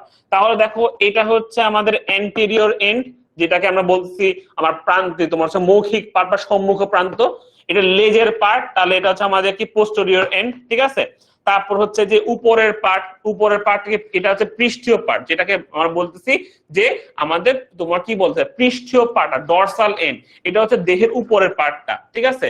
আর হচ্ছে যে ডরসালের পরে ভেন্ট্রাল এন্ড, ভেন্ট্রাল মানে তোমার এই পাশে নিচেটা বুকের পার্টটা, ঠিক আছে? বুকের পার্টটাকে আমরা বলতেছি যে ভেন্ট্রাল এন্ড বা অঙ্কীয় প্রান্ত। ওকে, এই পার্টটাকে বলছি আমরা অঙ্কীয় প্রান্ত। এরপরে যে সাইডে যে এটা হচ্ছে পার্শ্বীয় প্রান্ত, ল্যাটারাল এন্ড হচ্ছে এটা, এটা হচ্ছে ল্যাটারাল এন্ড, এটাকে বলছে আমরা পার্শ্বীয় প্রান্ত। ওকে, মনে থাকবে জিনিসটা, অ্যান্টেরিয়র মুখের পার্ট, পোস্টেরিয়র পিছের পার্ট, তারপর উপরে দিয়ে উপাঙ্গ বোঝানোর দরকার নাই, সামি একটা দরকার নেই বোঝা, ওই পার্টটা দরকারই নেই, তোমার এক্সট্রা করে জানা লাগবে না। আমি বলছি লাগবে না, তারপরেও বলছি যে যদি পড়তে চাও একবার রিডিং পড়ে দেখাইলাম জিনিসটা কি জিনিস। যদি না বুঝো, ছোট মাথা না আটকে, দরকার নেই, বাদ দিয়ে দাও। রিডিং পড়তে পেরেছে মন চাইলে পড়বা কখনো কখনো, বা জীবনে কখনো আসবে না ওখান থেকে কিছু। এখন দেখো, উপরের পার্ট হচ্ছে যে কি বলছি, এটা হচ্ছে আমাদের ডরসাল এন্ড বা পৃষ্ঠীয় প্রান্ত। এটা বুকের পার্ট, যেটা এটা বলো অঙ্কীয় প্রান্ত বলে। মাথা, অ্যান্টেরিয়র, তোমার পাছা বা তুমি বলো লেজ, যেটাই বলো, এটা হচ্ছে তোমার পৃষ্ঠ, তোমার কি বলতে পোস্টেরিয়র এন্ড, ঠিক আছে? আর এটা সাইডের ল্যাটারাল এন্ড। ওকে, যেগুলো দরকার সেটা জানলেই হবে, যেগুলো দরকার না সেগুলো নিয়ে মাথা কামানোর দরকার নেই। তল লাগবে না, বাদ দিয়ে দাও, তল কেটে দাও, তল জীবনে লাগবে না তোমার, কোথাও লাগবে না, কখনোই আসবে না, তল দরকার নাই, তল দরকার নাই, বাদ। এবার যেটা পড়বো সেটা আমাদের সিকিউতে আসে। সিকিউতে গতে খতে কতে সব জায়গায় আসে এটা। সিলম, সিলমটা আমাদের জানতে হবে। সিলমটা আমরা একটু বেসিক থেকে বোঝার চেষ্টা করবো। ওকে, একটু বোঝার চেষ্টা করবো। আমি একটু আস্তে আস্তে করে বলি, তুমি ব্যাপারটা বোঝার চেষ্টা করো। আমরা যখন ভ্রূণীয় স্তর পড়ছিলাম তখন আমরা কি পড়ছিলাম? তখন আমরা পড়ছিলাম যে আমাদের ভ্রূণের কি থাকে, 3টা পার্ট থাকে এমন করে। হ্যাঁ, বাহিরের যে স্তর ভ্রূণীয় স্তর এটাকে বলা হয় একটোডার্ম, একটোডার্ম। মাঝের যে স্তরটা এটাকে বলা হয় মেসোডার্ম। ভিতরের স্তরটাকে বলা হয় এন্ডোডার্ম। ঠিক আছে, এটা আমরা পড়ছিলাম। ঠিক আছে, কোনটা তাহিয়া কোন টপিক যেটা আমি এখন দিলাম? সিলম। সিলম পড়তে হবে, একদম মাস্ট মুখস্থ করতে হবে। খ গ, আরে ক খ গ, তোমাদের মেইন টপিকের চেয়ে বাইরের টপিকের দিকে আগ্রহ একটু বেশি থাকে যা দেখলাম। আচ্ছা, এখন দেখি একটু আমরা যে এটা জিনিসটা কি। এটা ভ্রূণীয় স্তরের ক্ষেত্রে দেখছি একটোডার্ম বাহিরের স্তরটা, মেসোডার্ম মাঝের স্তরটা, এন্ডোডার্ম ভিতরের স্তরটা। এখন আমাদের একটু বুঝতে হবে যে আমাদের যে সকল প্রাণীদের ত্রিস্তরী প্রাণী, যা 3টা স্তরে থাকে, তার 3টা স্তরের যে মাঝের যে স্তরটা, মাঝের স্তর থেকে যদি আমাদের কি তৈরি হয়, একটা ফাঁকা জায়গা তৈরি হয়। যদি এমন হয় মাঝের স্তর থেকে একটা ফাঁকা জায়গা তৈরি হইলো, যে ফাঁকা জায়গার মধ্যে ধরো এটা হচ্ছে আমার বাহিরের স্তর, বাইরের স্তরের কোষ, বাহিরের স্তরের কোষ, এটা ধরো হচ্ছে ভিতরের স্তরের কোষ, অ্যানোডার্মের কোষ। এখন মাঝের স্তরের মধ্যে যে কোষ ছিল সেই কোষগুলো বাদ দিয়ে এই এই লেয়ার থেকে যদি আমার একটা ফাঁকা জায়গা তৈরি হয়, যে ফাঁকা জায়গাটা আমার পেরিটোনিয়াম আবরণ বা একটা ঝিল্লি দিয়ে আবৃত থাকে। তার মানে ঝিল্লি বা আবরণ। এখন দেখো, যদি দেখা যায় যে ভিতরের যে মাঝখানে স্তরটার মধ্যে একটা ফাঁকা জায়গা তৈরি হইলো, যে ফাঁকা জায়গাটা তোমার একটা ঝিল্লি দিয়ে কি আবৃত। আচ্ছা, একটা ফাঁকা জায়গা আঁকতেছি, যে ফাঁকা জায়গাটা আমার পেরিটোনিয়াম ঝিল্লি দিয়ে আবৃত। দেখো, সাদাটা হচ্ছে পেরিটোনিয়াম ঝিল্লি। তাহলে দেখো সাদাটার মাঝখানে ফাঁকা জায়গা তৈরি হলো না একটা। তাহলে এই ফাঁকা জায়গাটাকে আমরা বলবো কি? এই ফাঁকা জায়গাটাকে বলবো আমরা হচ্ছে সিলম। কথাটা আবার বুঝাই, আবার বলি যে আমরা জানি ভ্রূণীয় 3টা স্তর থাকে, ত্রিস্তরী প্রাণী। ত্রিস্তরী প্রাণীদের বাহিরের স্তরের নাম হচ্ছে একটোডার্ম, মাঝের স্তরের নাম হচ্ছে মেসোডার্ম, ভিতরের স্তরের নাম হচ্ছে এন্ডোডার্ম। এখন মাঝের স্তরটা থেকে যদি একটা ফাঁকা জায়গা তৈরি হয়, যেই ফাঁকা জায়গাটা একটা আবরণ, একটা পর্দা দিয়ে আবৃত থাকে, একটা আবরণ বা পর্দা দিয়ে আবৃত থাকে, এই ফাঁকা জায়গাটাকে বলা হয়, এই ফাঁকা জায়গাটা কি বলে? এটাকে বলা হয় তোমার হচ্ছে যে সিলম বলা হয়। কি বলা হয়? সিলম বলা হয়। তাহলে আমার সিলমের ডেফিনেশনের মধ্যে কয়েকটা পয়েন্ট খুব ইম্পর্টেন্ট। ঠিক আছে, তোমার হচ্ছে যে তোমার কয়েকটা পয়েন্ট খুব ইম্পর্টেন্ট। কি পয়েন্ট ইম্পর্টেন্ট? সেটা হচ্ছে কই থেকে তৈরি হবে? মেসোডার্ম স্তর থেকে তৈরি হবে। কোন স্তর থেকে? মাঝের স্তর থেকে তৈরি হবে। পেরিটোনিয়াম নামক একটা আবরণ থাকবে। তাহলে কি হচ্ছে? একটা ফাঁকা জায়গা, যে ফাঁকা জায়গাটা মেসোডার্ম স্তর থেকে তৈরি হবে, এবং একটা আবরণ, যে আবরণের নাম হচ্ছে পেরিটোনিয়াম আবরণ, এই আবরণ দিয়ে আবৃত থাকবে। তাহলে এই ফাঁকা জায়গাটাকে আমরা বলবো সিলম বলবো। কি বলবো? এটাকে আমরা বলবো সিলম বলবো। তাহলে ইম্পর্টেন্ট পয়েন্ট কটা বললাম? পয়েন্ট বললাম 2টা। একটা হচ্ছে মেসোডার্ম থেকে উদ্বুদ্ধ হইতে হবে, এবং যে ফাঁকা জায়গা তৈরি হবে সেই ফাঁকা জায়গাটা অবশ্যই পেরিটোনিয়াম আবরণে আবৃত থাকতে হবে। কেন বারবার কথাটা বলতেছি? কারণ একটু পরেই তোমার হচ্ছে যে আমরা এটা নিয়ে ডেফিনেশন অন্যগুলো যখন বলবো তখন এটা বুঝাবো, জিনিসটাকে দেখাবো এটা কেন ইম্পর্টেন্ট ভাবে বললাম। ঠিক আছে, তাহলে বুঝছি ব্যাপারটা বুঝতে পারছি সবাই? আচ্ছা, যারা আজাইরা কোষ কথাবার্তা বলতেছো, আজাইরা অন্য দুনিয়ার বাদামি কথাবার্তা বলতো, তাদের সবগুলো চাপড়ি পোলাপান। এখন তুমি যদি নিজের নামটা চাপড়ি পোলাপানে খাতায় নাম লিখতে চাও, তাহলে কথাবার্তা বলো। যদি মনে হয় যে না, আমি চাপড়ি পোলাপান না, ভালো পোলাপান, আমি পড়াশোনা করতে চাচ্ছি, বুঝতে চাচ্ছি, তাহলে তুমি হচ্ছে একটু পড়ার দিকে মনোযোগ দাও।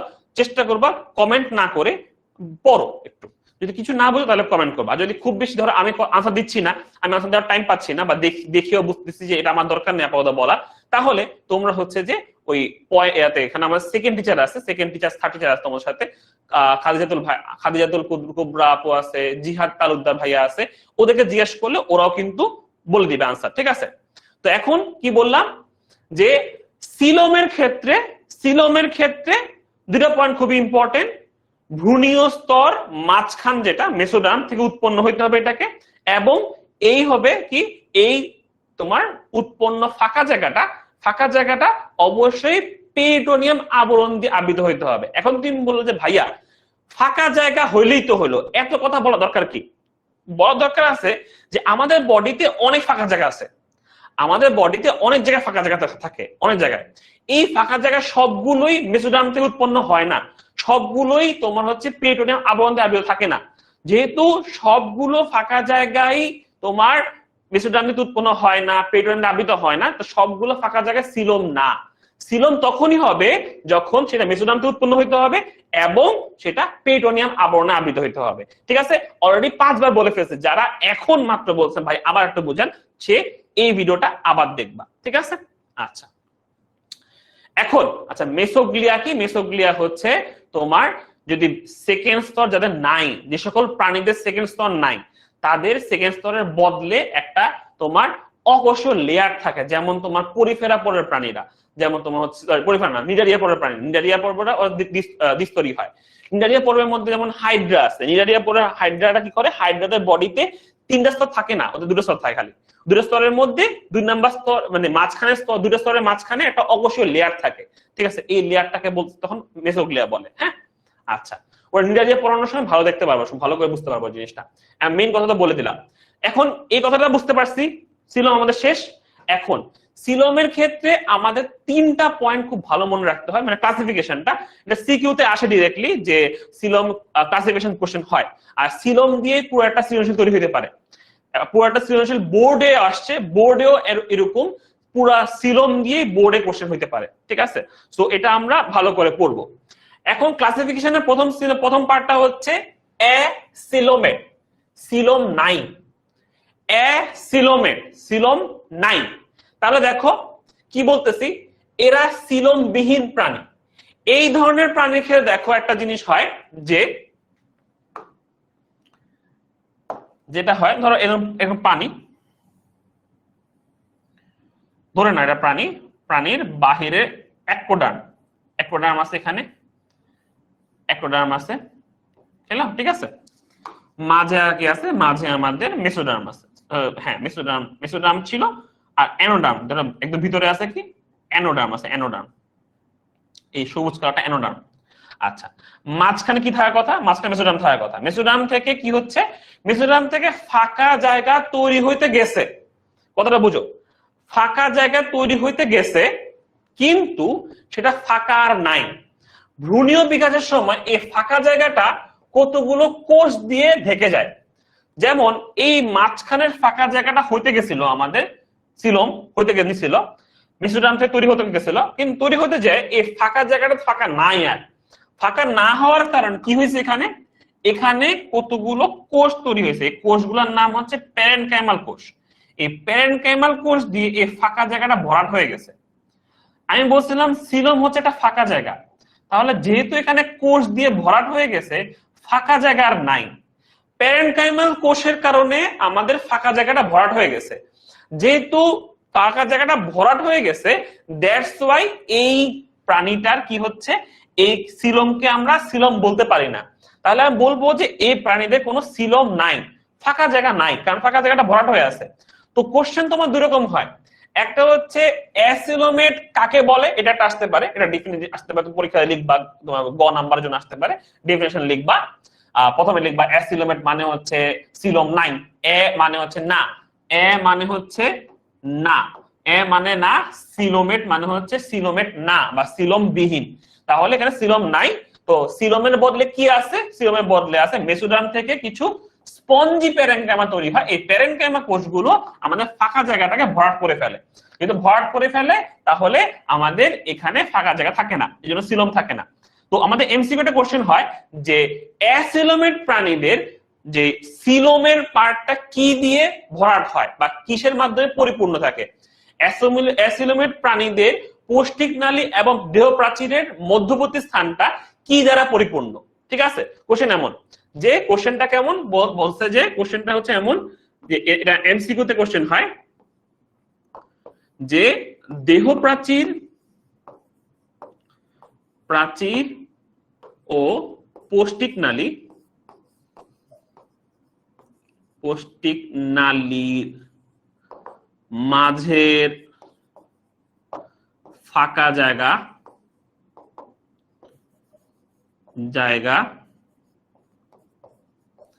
কি দ্বারা পরিপূর্ণ থাকে। অ্যাসিলোমেটের মধ্যে কি দ্বারা পরিপূর্ণ থাকে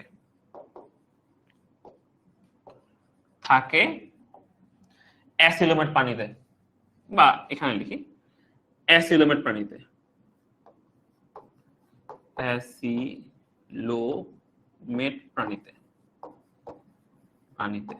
ঠিক আছে। তাহলে কথা লাইনটা এরকম, অ্যাসিলোমেট প্রাণীতে দেহ প্রাচীর ও পৌষ্টিক নালীর মাঝের ফাঁকা জায়গাটা কি দ্বারা পরিপূর্ণ থাকে। তুমি আনসার দিবা তোমার মেসোডার্ম উদ্ভূত তোমার স্পঞ্জি প্যারেনকামা। এটা আমাদের এমসিকিউ তে আসছে, মেডিকেল অ্যাডমিশন টেস্ট এখানে আসছে, আর জাহাঙ্গীরনগরে আসছিল। ঠিক আছে, এটা আসে, তো ইম্পর্টেন্ট।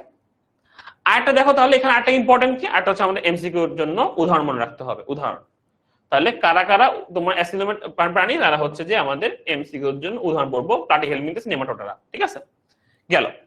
এরপরে দেখো এখানে কি বলছে, দেখো ছবিগুলো দেখো পুরো ভর্তি করে রাখছে। আচ্ছা, এখন সুডোসিলোমে, সুডো মানে হচ্ছে নকল, সিউডো বা সুডো এটার মানে হচ্ছে নকল, এটা মানে হচ্ছে নকল। আর সিলোমেট মানে হচ্ছে সিলোম। তো নকল সিলোম মানে কি? নকল সিলোম মানে তোমার বুঝাই এমন একটা তোমার প্রাণী, তার বাহিরের স্তর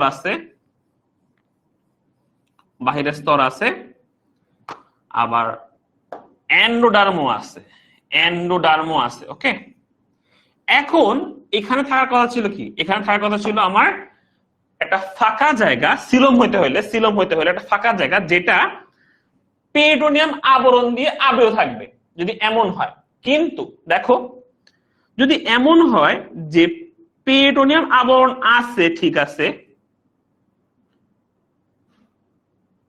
এরকম হয়ে আছে,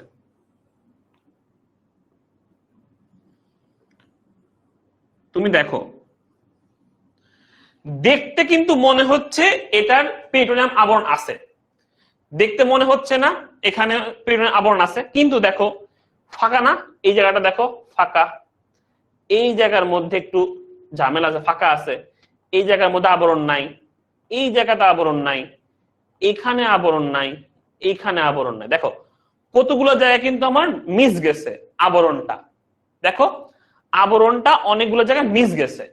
এখন পেরিটোনিয়াম আবরণটা যেহেতু অনেক জায়গায় মিস গেছে, তার মানে আমার ডেফিনেশনের সাথে ম্যাচ করলো না। কিন্তু সিলোমের ডেফিনেশন আমি তোমার বলছিলাম দুটো পয়েন্ট মাস্ট মনে রাখতে হবে। একটা হচ্ছে তোমার কি মেসোডার্ম থেকে উৎপন্ন হবে একটা ফাঁকা জায়গা, যেই ফাঁকা জায়গাটা কি হবে, বাহিরের আবরণ থাকবে, কি আবরণ থাকবে হচ্ছে পেরিটোনিয়াম দিয়ে। যদি পেরিটোনিয়াম দিয়ে আবরণ থাকে তখন এটাকে আমরা বলবো যে সিলোম।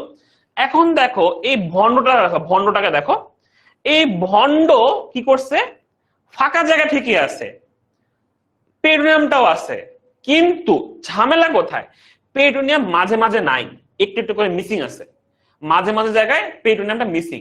যেহেতু মাঝে মাঝে পেরিটোনিয়ামটা মিসিং আছে, এই মিসিং হওয়া জায়গাগুলোর কারণে আমার এটাকে পুরোপুরি একটা ফাঁকা জায়গা পুরোপুরি পেরিটোনিয়াম দিয়ে আবৃত হয় নাই। তাহলে বলা যায় যেহেতু পুরোপুরি আবৃত হয় নাই, তাহলে আমরা এই ফাঁকা জায়গাকে সিলোম বলতে পারবো না, তার মানে এটা সিলোম না। ঠিক আছে, কিন্তু দেখতে মনে হয় সিলোমের মতো, যেহেতু সে একটা ভন্ডামি করে এই জন্য আমরা এটাকে নাম দিচ্ছি কি, এটাকে একটা নাম দিব হচ্ছে ভন্ড সিলোম বা নকল সিলোম। ঠিক আছে, এটাকে বলা হয় নকল সিলোম। ওকে, তাহলে সিউডোসিলোমেট মানে হচ্ছে এসব প্রাণীরা সিলোমবিহীন তবে ভ্রূণীয় পরিস্ফুটনের সময় অন্তস্থ ফাঁকা স্থানটি ব্লাস্টোসিলকে ঘিরে কখনো কখনো মেসোডার্মাল কোষস্তরে অবস্থান করে। কোষগুলো কখনো পূর্ণ কোষস্তর বা পেরিটোনিয়াম দিয়ে আবৃত থাকে, অথবা বেষ্টন করে বা করে না, ঠিক আছে, কখনো করে না। এই যে মাঝে মাঝে করে না, দ্যাটস ওয়াই এটাকে আমরা বলি, এটাকে আমরা বলতেছি এটা নকল সিলম। উদাহরণ মনে রাখবো কিভাবে? উদাহরণ দেখো, নেমাটোডা রোটিফেরা কিনোরিয়াঞ্চা, এটা নাম মনে রাখার জন্য মনে রাখবো হচ্ছে নারিকেল। নারিকেল কি মনে রাখবো? নারিকেল। নারিকেলের না দিয়ে মনে রাখবো নেমাটোডা, মনে রাখবো নেমাটোডা। র দিয়ে মনে রাখবো হচ্ছে রোটিফেরা, কেল দিয়ে কিনোরিয়াঞ্চা মনে রাখবো, ঠিক আছে। নারিকেল মনে রাখবো। এমসিকিউর জন্য উদাহরণ মনে রাখার জন্য কি মনে রাখবো? নারিকেল। কি মনে রাখবো? নারিকেল। ওকে, বুঝতে পারছি? বুঝতে পারছি? ওকে ওকে, সিউডোসিলোমেটের উদাহরণ মনে রাখবো নারিকেল দিয়ে। ডান। এর প্রজেক্ট তাহলে উদাহরণ দেখো, উদাহরণ এই ছবিগুলো হচ্ছে তোমার একটু বইয়ের ছবি, তো বইয়ের ছবি একটু ডিফারেন্ট। আমি তোমাকে যে ছবি আঁকে দিছি এই ছবিটার মতো যদি মনে রাখতে পারো তাহলে তাহলেই হবে, এটা দিয়ে মনে রাখতে হবে। হ্যাঁ, এখন তুমি যদি আমার মতো ছবি আঁকো তাহলে তোমাকে অবশ্যই আমার মতো ছবি আঁকার নাম বলে দিতে হবে, যে এটা অ্যাক্টোডার্ম, এটা পেরিটোনিয়াম, এটা তোমার হচ্ছে অ্যানোডার্ম, এগুলো বলে দিতে হবে, না হলে কিন্তু হবে না, ঠিক আছে। আচ্ছা, এরপর হচ্ছে ইউসিলোমেট। ইউসিলোমেট, ইউ মানে হচ্ছে আসল। ওকে, তাহলে ইউসিলোমেট মানে আসল সিলোমেট। তার মানে সিলোম বলতে আমরা যা বুঝি সেটা হচ্ছে ইউসিলোমেট। সিলোম বলতে যা বুঝি সেটা হচ্ছে আমাদের ইউসিলোমেট। ওকে, আচ্ছা, এটা উন্নত প্রাণী দেখা যায়, সেক্ষেত্রে আমরা বলবো ইউসিলোমেট অপেক্ষা উন্নত প্রাণী মনে করা মলাস্কা, অ্যানালিডা, আর্থ্রোপোডা, একানোডার্মাটা, করাটা। তার মানে বাকি যা থাকবে সবাই হচ্ছে ইউসিলোমেটের মধ্যে পড়বে, মানে সবার সিলোম আছে মোটামুটি। হ্যাঁ, আচ্ছা, তাহলে এটা মোটামুটি আমরা মনে রাখবো এমসিকিউর জন্য, খুবই ইম্পর্টেন্ট। হ্যাঁ, সিলোম থেকে ক্লাসিফিকেশন, সিলোম থেকে সিকিউতে আমি বলে দিচ্ছি কি কি আসে। এখানে সংজ্ঞা আসে, সংজ্ঞা আসে, প্রকারভেদ আসে, এখান থেকে আমাদের ইয়া আসে, যে প্রকারভেদ আসে, তারপর হচ্ছে উদাহরণ আসে। উদাহরণটা ডিরেক্টলি এমসিকিউর জন্য আসে। ওকে, এই হচ্ছে মেন কথা। তাহলে আমরা সিলোমটা ভালো করে পড়ে ফেলবো। ওকে, আচ্ছা, চলো এখন হচ্ছে দুই ধরনের কথাবার্তা আছে, যে সিলোম কি আবার দুই ভাগ করা যায়, একটা সাইজোসিলোমেট, একটা এন্টারোসিলোমেট। দুটো কোনটা কি জিনিস জানলেই হবে। আমরা এখানে যদি এমসিকিউর জন্য উদাহরণটা পড়বো, তারপরেও আমি একটু বলে দিই জিনিসটা কি জিনিস, ঠিক আছে। ওকে, সাইজোসিলোমেট জিনিসটা কি? সাইজোসিলোমেটটা এমন যে আমাদের এই যে ফাঁকা জায়গা তৈরি হয় না, ফাঁকা জায়গাটা, ফাঁকা জায়গাটা এই ধরো এটা হচ্ছে তোমার অ্যাক্টোডার্ম, এটা হচ্ছে আমাদের অ্যানোডার্ম, ঠিক আছে। এখন এখানে কি থাকে, মাঝখানে কি থাকে? মেসোডার্মাল কোষ থাকে না, মেসোডার্মাল লেয়ার থাকে না, মেসোডার্মাল কোষ থাকে না। এখানে বলা যায় অনেক সময় দেখা যায় যে প্রাণীদের সিলোম ভ্রূণীয় মেসোডার্মাল টিস্যু বিদীর্ণ করে সৃষ্টি হয়। তার মানে এখানে যে ফাঁকা জায়গাটা, এই ফাঁকা জায়গাটা এখানকার যে কোষ ছিল, এই কোষগুলো ছিঁড়ে তৈরি হয়। অনেক সময় দেখা যায় এমন যে এই কোষগুলোকে কেটে তৈরি হয় বা ছিঁড়ে তৈরি হয়। যদি এমন হয় ছিঁড়ে তৈরি হয়েছে, তাহলে এটাকে বলা হবে স্প্লিট করার মাধ্যমে। টিস্যুটা যদি স্প্লিট হয়, ছিঁড়ে যায়, ছিঁড়ে তৈরি হয়, তাহলে এটাকে বলা হয় সাইজোসিলোমেট বলা হয়। মানে এই ধরনের ফাঁকা জায়গা তৈরি হবে, বাট এখানে কোষ রিডাকশন না হয়ে কোষটা ছিঁড়ে যাবে, ছিঁড়ে মিরে একাকার হয়ে গেছে। যদি কেটে ছিঁড়ে যায়, ছিঁড়ে একাকার হয়ে যায়, তাহলে সেক্ষেত্রে এই ফাঁকা জায়গাকে আমরা বলবো সাইজোসিলোমেট বলবো, ঠিক আছে। এটা উদাহরণ কি? অ্যানালিডা, আর্থ্রোপোডা, মলাস্কা। আর্থ্রোপোডা মলাস্কার প্রাণীদের ক্ষেত্রে সিলোম দিয়ে রক্ত দিয়ে পূর্ণ থাকে। কেন? দেখো, এই যখন কোষ ছিঁড়ে, এই কোষ ছিঁড়লে কোষের এখানে পর্দা আছে না, পেরিটোনিয়াম লেয়ার, এই লেয়ার তো ছিঁড়ে যায়, তাই না? এই লেয়ারও ছিঁড়ে যায়। এই লেয়ার ছিঁড়ে যাওয়ার কারণে কি হয়? এই লেয়ার ছিঁড়ে যাওয়ার কারণে এখান থেকে রক্তনালী কেটে যায়। রক্তনালী কেটে গেলে এখানে কি হয়, যে এই ফাঁকা জায়গাটা রক্ত দিয়ে পরিপূর্ণ হয়ে যায় একেবারে, ঠিক আছে, রক্ত দিয়ে পরিপূর্ণ হয়ে যায়। তো রক্ত দিয়ে যখন পরিপূর্ণ হয়ে যায়, তাহলে সিলোম মানে বলছিলাম ফাঁকা জায়গা, আর যদি রক্ত দিয়ে পরিপূর্ণ হয়ে যায় তাহলে কি হয়ে যাবে? এটাকে বলবো হিমোসিল বলবো। হিমোসিল মানে হচ্ছে রক্ত পরিপূর্ণ গহ্বর। কিভাবে তৈরি হয়েছে? সিলোম যখন তৈরি হচ্ছিল তখন আমার কোষগুলো ফেটে গেছে, ফেটে যাওয়ার সাথে সাথে বাহিরের পর্দাটা ফেটে গেছে। পর্দা ফেটে যাওয়ার কারণে কি হচ্ছে, পর্দার মধ্যে রক্তনালী ছিল, রক্তনালীগুলো ছিঁড়ে যায়। ছিঁড়ে যাওয়ার কারণে কি হয়, রক্তগুলো ফাঁকা জায়গায় চলে আসে, ফাঁকা জায়গার মধ্যে চলে আসে। ফাঁকা জায়গায় চলে আসলে এই ফাঁকা জায়গাটা পুরোপুরি রক্ত নালী দিয়ে, রক্ত দিয়ে পরিপূর্ণ হয়ে যায়। রক্ত দিয়ে পরিপূর্ণ হয়ে যায়, রক্ত দিয়ে পরিপূর্ণ এই ফাঁকা জায়গাকে বলা হয় হিমোসিল। এটা কোথায় দেখা যায়? দেখা যায় হচ্ছে আমাদের তোমার হচ্ছে মলাস্কা এবং আর্থ্রোপোডার মধ্যে দেখা যায়। তার মানে এটা একটা বেসিক লজিক বুঝো, এরকম একটা আমার একোডার্মওয়ালা জিনিস, মাঝখানে আছে আমার অ্যানোডার্ম, এখানে আমার দেখছিলাম হচ্ছে আমার কোর্স ছিল, প্রথমে তো কোর্স ছিল তাই না, মেসোডার্মাল কোর্স ছিল, মেসোডার্মাল কোর্স ছিল, মেসোডার্মাল কোর্স ছিল, মেসোডার্মাল কোর্স ছিল, এই গেল কোর্স ছিল। এই কোষগুলো যখন ছিঁড়ে মিরে একাকার হয়ে গেছে, ছিঁড়ে বের হয়েছে, ছিঁড়ে ফাঁকা জায়গা তৈরি হচ্ছে, ছিঁড়ে যাওয়ার সময় এগুলা ছিঁড়ে যাওয়ার কারণে এখান থেকে রক্ত বের হয়ে আসে, রক্ত বের হয়ে আসে, রক্ত বের হয়ে আসে, রক্ত বের হয়ে আসলে এই জায়গাটা পরিপূর্ণ রক্ত দিয়ে পরিপূর্ণ হয়ে যায়। কি হয়ে যায়? রক্ত দিয়ে পরিপূর্ণ হয়ে যায় জায়গাটা, ঠিক আছে? তখন আর ফাঁকা জায়গাটা আর কি থাকে? ফাঁকা থাকে না, রক্ত দিয়ে পরিপূর্ণ ফাঁকা জায়গা হয়, ঠিক আছে? এখন এটাকে তোমরা অনেকে বলতে পারো ভাইয়া তাহলে সেই ক্ষেত্রে তো এটাকেও আমরা অ্যাসোলোমেট বলতে পারি, যেহেতু ফাঁকা জায়গা নেই, রক্ত দিয়ে পরিপূর্ণ হয়ে গেছে। কিন্তু আমরা এখানে রক্ত তরল তরল দিয়ে একটা তোমার থলি পরিপূর্ণ হয়ে আছে, এটাকে তো আমি বলতে পারি না যে পুরো তরলটা মানে ওই থলিটা পুরোপুরি পরিপূর্ণ মানে একদম সলিড হয়ে গেছে বা নষ্ট হয়ে গেছে। থলি রক্ত বের হয়ে গেলে তো জায়গাটা ফাঁকা হয়ে যাবে, তাই না? কিন্তু আমরা অ্যাসিলোমেটের মতো দেখছি যে অ্যাসিলোমেটের মধ্যে ফাঁকা জায়গাটা কোষ দিয়ে পরিপূর্ণ ছিল, তার মানে ওখানে ফাঁকা জায়গা ছিলই না কখনো, ঠিক আছে? এই জন্য ওটা অ্যাসিলোমেট। আর এখানে ফাঁকা জায়গা আছে, বাট ছিঁড়ার কোষগুলো ছিঁড়ে যাওয়ার কারণে রক্ত চলে আসছে, এখানে রক্ত দিয়ে পরিপূর্ণ হয়ে গেছে। দ্যাটস ওয়াই এটাকে বলছে যে তোমার হিমোসিল বলে, ঠিক আছে? এটা একটা সিস্টেম, তৈরি হওয়ার সিস্টেম, ঠিক আছে? সিস্টেম। আচ্ছা, এন্টেরোসিলোমেট। এন্টেরোসিলোমেট মানে কি? এন্টেরোসিলোমেটটা নরমালি কি, এন্টেরোসিলোমেটটা হচ্ছে ফাঁকা জায়গাটা ভালোভাবে তৈরি হয়, অর্থাৎ তোমার এখানে সেল রিডাকশন হয়। সেল রিডাকশন মানে হচ্ছে যে এরকম একটা তোমার হচ্ছে যে যদি প্রাণী হয়ে থাকে, এমন যদি প্রাণী হয়ে থাকে, এমন প্রাণী হয়ে থাকলে এই প্রাণীর যে বাহিরের স্তর, তারপর হচ্ছে যে ভিতরের অ্যানোডার্ম স্তর, মাঝখানে কি ছিল? মেসোডার্ম ছিল, তাই না? মেসোডার্ম ছিল, mesoderm mesoderm mesoderm mesoderm mesoderm mesoderm ছিল, তাই না? মেসোডার্ম ছিল, তারপর মেসোডার্ম ছিল, হ্যাঁ মেসোডার্ম ছিল, আগে ছিল, হ্যাঁ। পরবর্তীতে এখানে ফাঁকা জায়গা তৈরি হচ্ছে, হ্যাঁ। যদি এমন হয়, ফাঁকা জায়গা তৈরি হওয়ার নিয়মটা হচ্ছে এমন যে সেল রিডাকশন হয়। যদি এমন হয় তোমার থলিটা কিভাবে হচ্ছে সেল রিডাকশনের মাধ্যমে এমন করে থলি তৈরি হয়েছে, তাহলে এটাকে আমরা বলবো কি? এটাকে বলবো আমরা এন্টেরোসিলোমেট, ঠিক আছে? এখানে ভ্রূণীয় আর্কেটেরনের প্রাচীরের সৃষ্ট মেসোডার্মাল থলি কেমনে তৈরি হয়েছে? সেল রিডাকশন করার মাধ্যমে। সেলটা আগে ছিল, চলে গেছে, কমে গেছে সেল, এইভাবে ফাঁকা জায়গা তৈরি হয়েছে। এটাকে বলতেছি আমরা কি? এটাকে বলতেছি আমরা এন্টেরোসিলোমেট। ওকে, উদাহরণ এখানে ওটা মাঠটা করাটা গেল। গুরুত্ব পড়বা সিকিউতে খ নাম্বার জন্য, রিডিং পড়বা, রিডিং পড়লেই হবে, পারবা, বোঝানোর কিছু নেই এখানে, ঠিক আছে? সিলোমে গুরুত্ব পড়ে ফেলে, রিডিং পড়বা। এখন হচ্ছে সংবহন। সংবহন আমরা এখান থেকে পড়বই না, আমরা সংবহন যখন লাগবে তখন পড়বো, অর্থাৎ পর্বের বৈশিষ্ট্য যখন পড়বো, পর্বের বৈশিষ্ট্যগুলো আমরা তখন সংবহন পড়বো, ঠিক আছে? সংবহনে আমরা হচ্ছে যে পর্বের বৈশিষ্ট্য পড়াশোনা তখন পড়বো না, হ্যাঁ।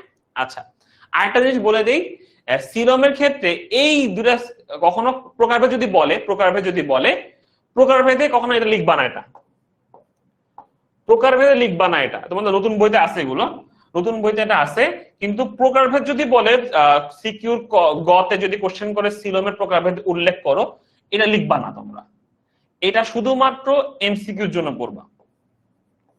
বলছিলাম এখান থেকে শুধু এমসিকিউ পড়বা, এটা শুধুমাত্র কি পড়বা? শুধু নাম পড়বা, উদাহরণ পড়বা, নাম প্লাস উদাহরণ। এই প্রকারভেদ আমরা খাতায় লিখবো না, এই প্রকারভেদটা আমরা খাতায় লিখবো না, বুঝতে পারছি? এই প্রকারভেদটা আমরা খাতায় লিখবো না, এই প্রকারভেদটা আমরা পরীক্ষাতে লিখার মতো জিনিস না এটা, ঠিক আছে? এটা শুধুমাত্র আমরা এমসিকিউর জন্য করবো, শুধুমাত্র এমসিকিউর জন্য করবো।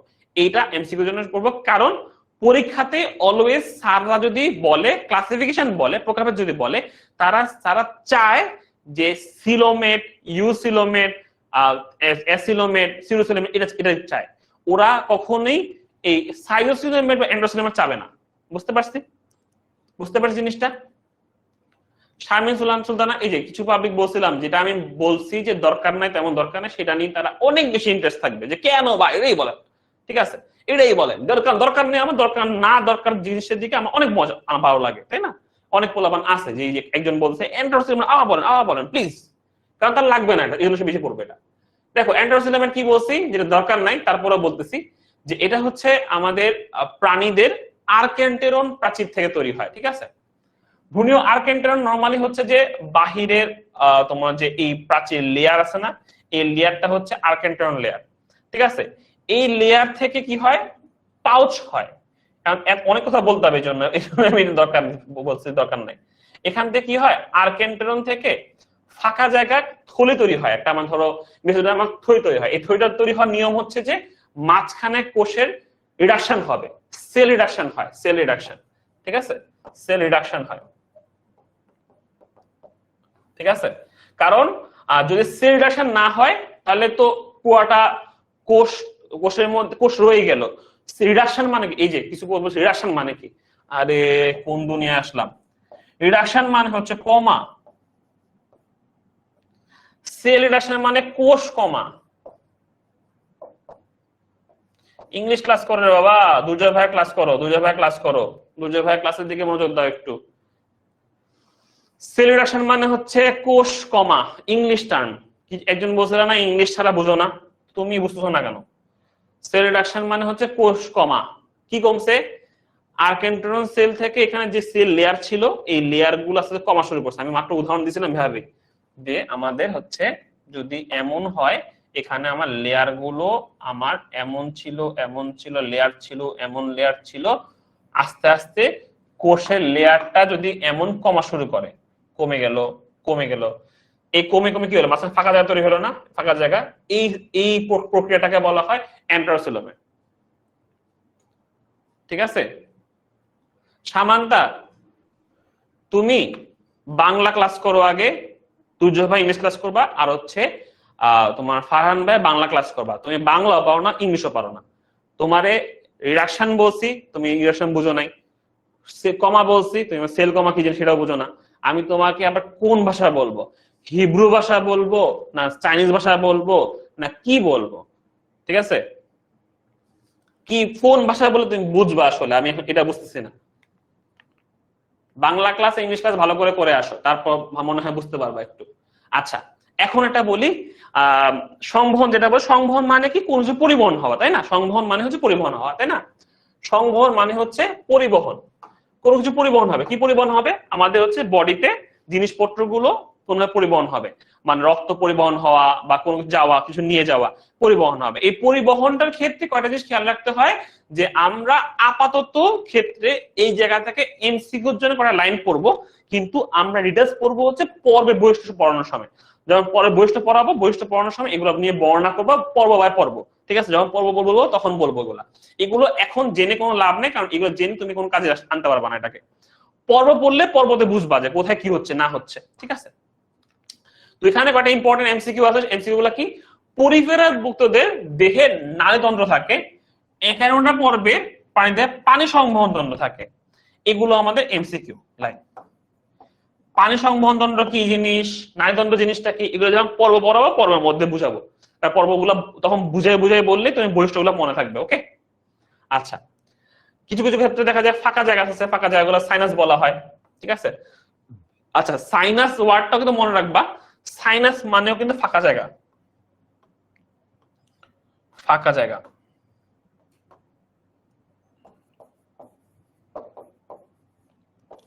ঠিক আছে?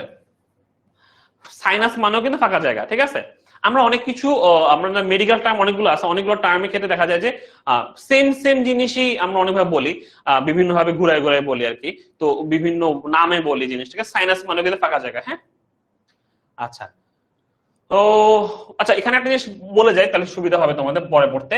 বদ্ধ সংবহন তন্ত্র আর মুক্ত সংবহন তন্ত্র বলতে কি বোঝায়? আচ্ছা দেখো একটা জিনিস, আমাদের মানুষের বডিতে কি আছে, আমাদের মানুষের বডিতে রক্ত সাপ্লাই দেওয়ার জন্য আমার বডিতে শিরা আছে আর ধমনী আছে, তাই না? ধমনী আছে, শিরা ধমনী, আর মিডলে কি আছে থাকে, আমাদের হার্ট থাকে, তাই না? হার্ট থাকে। এখন আমাদের সারা বডিতে রক্ত কিভাবে যায়?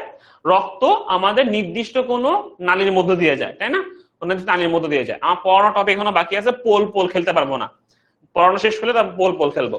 আগে পড়া শেষ করতে হবে, পড়া শেষ না করে পোল পোল খেলে কোনো লাভ নাই, ঠিক আছে? পড়া আগে শেষ করতে হবে। হ্যাঁ, যে পোল পোল করতেছো তুমি পড়া শেষ যদি হয়ে থাকে তুমি পরে দেখে নিও। হ্যাঁ, আচ্ছা, ওকে, যেটা বলতেছিলাম, মানুষের বডিতে যেটা হয়, মানুষের বডিতে রক্তগুলো নির্দিষ্ট নালীর মধ্যে থাকে, নির্দিষ্ট নালীর বাহিরে রক্ত থাকে না। খেয়াল রাখো, নির্দিষ্ট নালীর বাহিরে রক্ত থাকে না। তো কই থাকে রক্ত?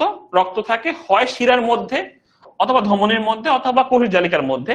এগুলা এগুলো জালিকা, সব নালী, অর্থাৎ কোন নালীর মধ্যে থাকে, নালীর মধ্যেই থাকবে, ঠিক আছে? তাহলে দেখো, সারা বডি থেকে রক্ত আসে কিসের মাধ্যমে? তোমার শিরার মাধ্যমে রক্ত আসে। হার্ট থেকে কই যায়? লাংসে যায়, লাংসে রক্ত যায়, তাই না? কেন যায় জানো তোমরা? শ্বাস প্রশ্বাসের জন্য দিয়ে আমরা কার্বন ডাইঅক্সাইড গ্রহণ করি, বর্জন করি, অক্সিজেন গ্রহণ করি। তো ওখান থেকে আবার রক্ত কই আসে? হার্টে আসে শিরার মাধ্যমে। এরপরে এটা সারা বডিতে চলে যায়। তাহলে দেখো, শিরা এবং ধমনী, ধমনী দিয়ে চলে যাচ্ছে, শিরা দিয়ে আসতেছে, আর হার্টের মধ্যে আছে রক্ত। তাহলে রক্ত যেহেতু নির্দিষ্ট নালীর মধ্যে আছে, কোনো জায়গায় বের হয় নাই, দ্যাটস ওয়াই এটা কি বলতেছে, এটাকে আমরা বলতে বদ্ধ সংবহন। বদ্ধ সংবহন তার মানে এখানে তোমার কি, এখানে হচ্ছে কোনো ফাঁকা জায়গার মধ্যে রক্ত নাই, সব রক্ত কোথায় আছে? নালীর মধ্যে আছে, ঠিক আছে? তোমার ননালীর মধ্যে আছে। তো এটাকে আমরা বলবো বদ্ধ সংবহন। আবার অনেকটা প্রাণী আছে যাদের ক্ষেত্রে দেখা যাচ্ছে রক্ত ডিরেক্টলি ক্যাভিটির মধ্যে থাকে, রক্ত ডিরেক্টলি ক্যাভিটির মধ্যে থাকে, যেমন আমাদের আর্থ্রোপোডা পড়া প্রাণীগুলো এমন দেখি, ঠিক আছে?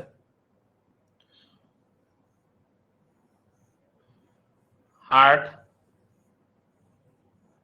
ঠিক আছে, এখানে বডির মধ্যে এটা ফাঁকা জায়গাগুলো, হ্যাঁ ফাঁকা জায়গা, রক্ত এই হার্টের মধ্যে দিয়ে গেল, তা মাথার মধ্যে চলে গেল রক্ত, মাথার মধ্যে থেকে বডির সাইডে চলে আসলো, সাইডে থেকে মাঝখানে আসলো, ঠিক আছে? রক্ত শুধু হার্ট না, সব জায়গায় ঘোরাঘুরি করতেছে। তার মানে নির্দিষ্ট কোনো ক্যাভিটির মধ্যে নাই, সবকিছুই কি হচ্ছে, সবকিছুই রক্ত পুরো বডির মধ্যে ছড়ায় আছে। এই জন্য দেখবা তোমার তেলাপোকা বা তোমার হচ্ছে যে ঘাস ফড়িংকে মারলে একদম থেপলায় রক্ত বের হয়ে আসে, কারণ রক্তগুলো ওর পুরো বডির মধ্যে ছিল, পুরো বডির মধ্যে একদম ছড়ায় ছিটায় ছিল, কোনো নির্দিষ্ট নালীর মধ্যে ছিল না। এই জন্য এটাকে বলা হয় মুক্ত সংবহন। কি বলা হয় এটাকে? এটাকে বলা হয় মুক্ত সংবহন। কি বলা হয় এটাকে? মুক্ত সংবহন বলা হয়। আমাদের উদাহরণ মনে রাখতে হবে যে কোনগুলো কোনগুলো হচ্ছে আমাদের বদ্ধ সংবহন, কোনগুলো কোনগুলো মুক্ত সংবহন, উদাহরণ পড়বা, ঠিক আছে? মুক্ত সংবহন কোনগুলো, বদ্ধ সংবহন কোনগুলো, পড়বা এগুলো। ওকে, তাহলে আমরা উদাহরণ পড়বো এখান থেকে এমসিকিউর জন্য। ওকে, আচ্ছা, অন্তকঙ্কাল, কঙ্কাল টঙ্কাল নাম জানা দরকার নেই আপাতত। বহিকঙ্কাল অন্তকঙ্কাল জিনিসগুলো কি, জাস্ট হচ্ছে তোমার যেসব গুলা বাইরে দেখা যায় সেগুলো বহিকঙ্কাল, আর যেগুলো ভিতরে মেইনলি আমরা কঙ্কাল বলতে যেটা বুঝি বডির মধ্যে যে হাড্ডি গুড্ডি, এগুলো হচ্ছে অন্তকঙ্কাল। দরকার নেই, এগুলো জীবনে আসে না, সো আমার দরকার নেই এগুলো। হ্যাঁ, সো বাদ দিব। আর যদি পড়তে চাও, খুব বেশি মন চাচ্ছে পড়তে, তাহলে সেক্ষেত্রে উদাহরণ পড়তে পারো এখান থেকে। আর্থ্রোপোডাদের ক্লাইটেনিয়াস প্লেট, মলাস্কাদের ক্যালকেনিয়াস খোলক, তারপর মেরুদণ্ডী প্রাণীদের শিং, নখ, পালক, আইস, এগুলো সবগুলো বহিকঙ্কালের উদাহরণ, ঠিক আছে? তুমি জানো এমনিও, তারপরে যদি মন চায় পড়তে পারো। এমসিকিউতে খুবই হার্ডলি আসে, নরমালি আসেই না, মন চাইলে পড়তে পারো। রিডিং, ঠিক আছে, রিডিং এর জন্য পড়তে পারো। ওকে, আচ্ছা, এখন এখানে লাগবে না আমাদের নটোকর্ড। নটোকর্ড নিয়ে আমরা ডিটেইলস আলোচনা করব কোথায়? করাটা যখন পড়াবো তখন। হ্যাঁ, তারপর একটা আইডিয়া দিয়ে নিই। আইডিয়া দেওয়ার মতো টাইম আছে আমার কাছে, 5 মিনিট টাইম দিই এটা। হ্যাঁ, আইডিয়া দিই। আইডিয়া কি? আইডিয়া হচ্ছে নটোকর্ড জিনিসটা হচ্ছে আমাদের কি, এটা মেসোডার্ম থেকে উদ্বুদ্ধ হয়। এমসিকিউ লাইন, নটোকর্ড কই থেকে উৎপন্ন হচ্ছে? এটা মেসোডার্ম থেকে উদ্বুদ্ধ হচ্ছে। ভ্রূণ অবস্থা বা আজীবন দেহের পৃষ্ঠ মধ্যরেখা, পৃষ্ঠ কোন সাইড বলছিলাম? পৃষ্ঠ বলছিলাম হচ্ছে এই সাইড, উপরের পার্টটা, তাই না? মানুষের ক্ষেত্রে পিঠের পার্টটা, মানুষের ক্ষেত্রে পিঠের পার্টটা, পৃষ্ঠ মনে রাখা পিঠ, পৃষ্ঠ দিয়ে মনে রাখবা, পৃষ্ঠ দিয়ে মনে রাখবা, পিঠ মনে রাখবা অলওয়েজ, ঠিক আছে? পৃষ্ঠ দিয়ে কি মনে রাখবা? পৃষ্ঠ মানে হচ্ছে পিঠ মনে রাখবা, পিঠ,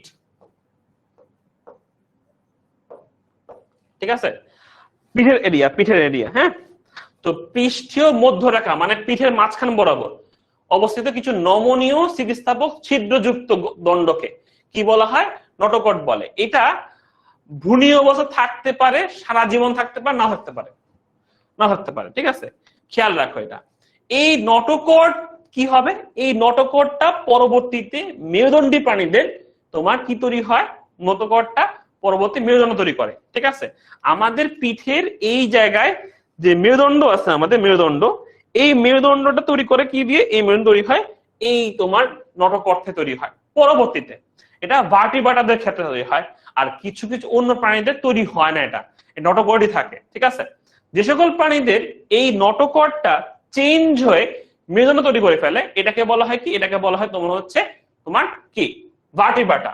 আর নটোকট থাকলে তারা হচ্ছে কর্ডেট, নটোকট না থাকলে নন কর্ডেট। আমরা পর্বের মধ্যে যেগুলো পড়ছিলাম, পর্বের মধ্যে যে শুরু থেকে মানে তোমার ধরো পরিফেরেন্ডারিয়া, প্লাটিহেলমিনথেস, নেমাটোডা, মলাস্কা, আর্থ্রোপোডা, একানোডার্মাটা, সবকিছুগুলো হচ্ছে কি আমাদের নন কর্ডেট, ঠিক আছে? এরপরে কি হয়? কর্ডা তৈরি হয়, কর্ডাটার মধ্যে ইউরোকর্ডা, সেফালোকর্ডা, ভার্টিব্রাটা তৈরি হয়, তাই না?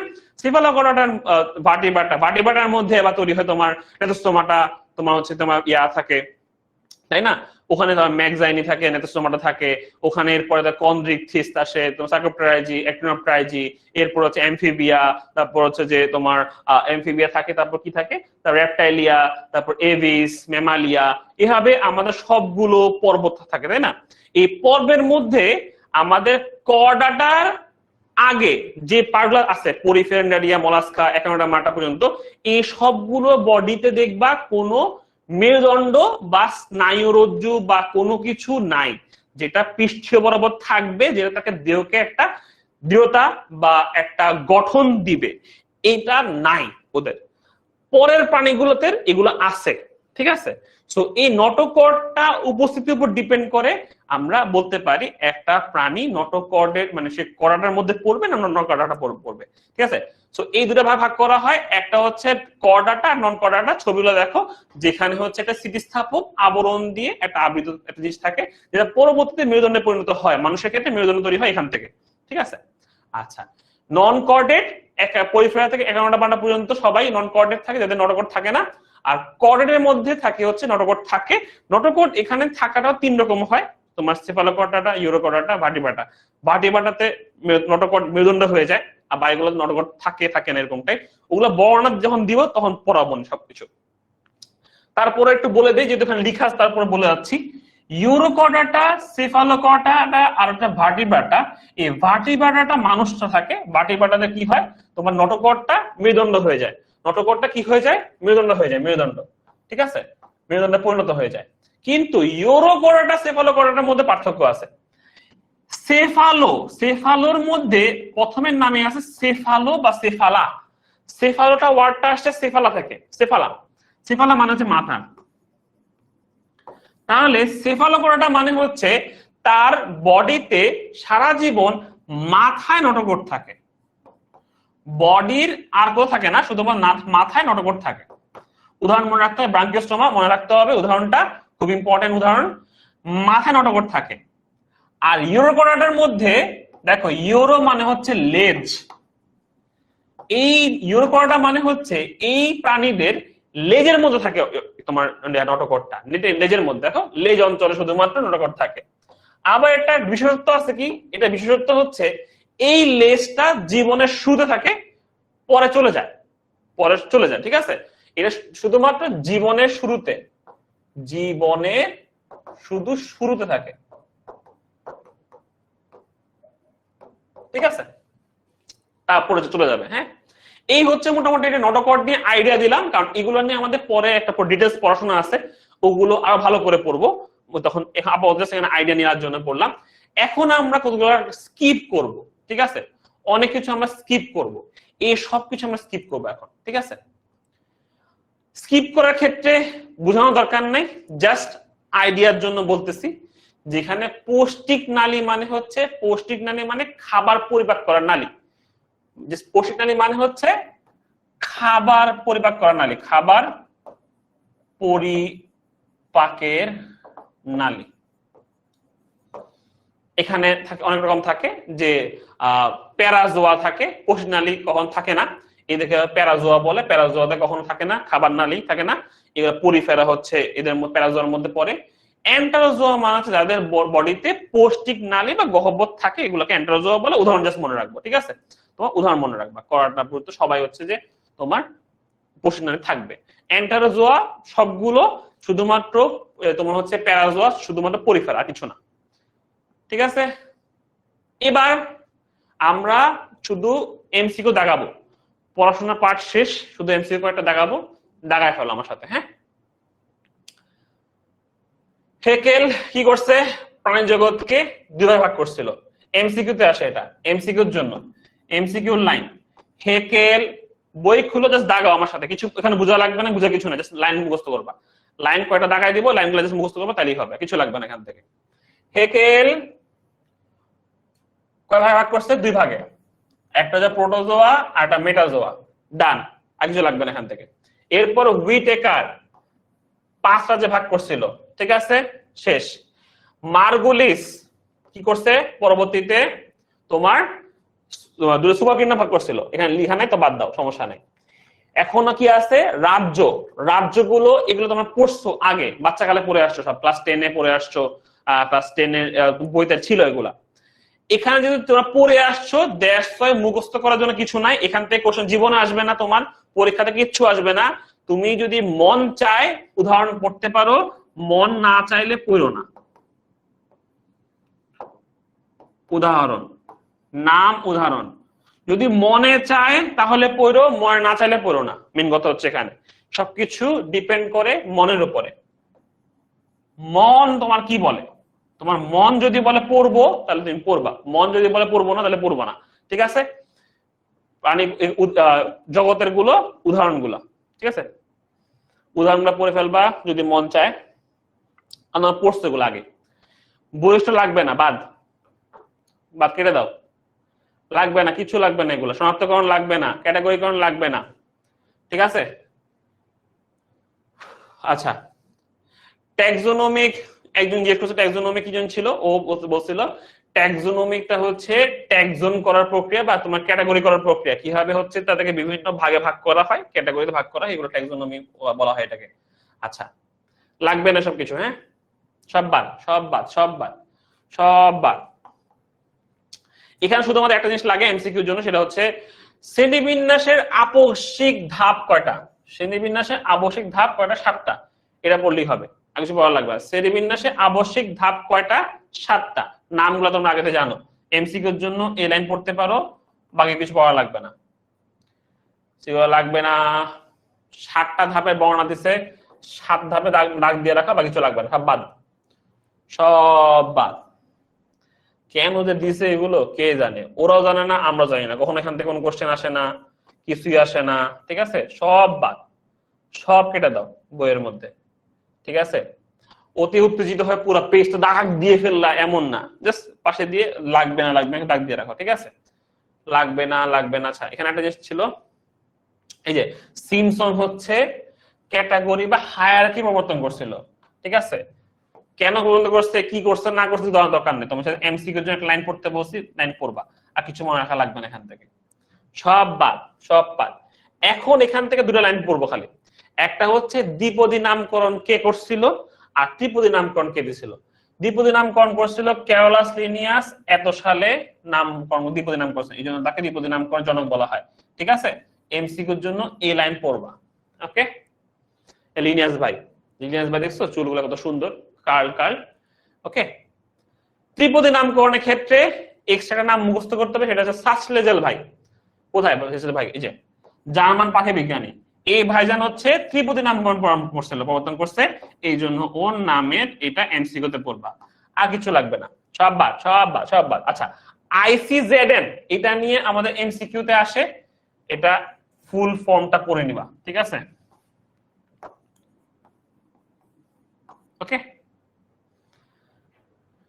কেন নিয়মকরণ দরকার নাই, বাদ, সব বাদ, বাদ, বাদ, বাদ, বাদ, বাদ, বাদ, বাদ, বাদ, ঠিক আছে, সব বাদ, এগুলো সব বাদ দিচ্ছি, এই জন্য আমি রাখছি, এই জন্য বাদ দেওয়ার জন্য। অগ্রাধিকার আইন বাদ, আইন ফাইন সব বাদ, ঠিক আছে। হোমোনিম সিমোনিম নিয়ে কথাবার্তা আছে, এগুলো থেকে আসবে না তোমার এমনি এমসিকিউ।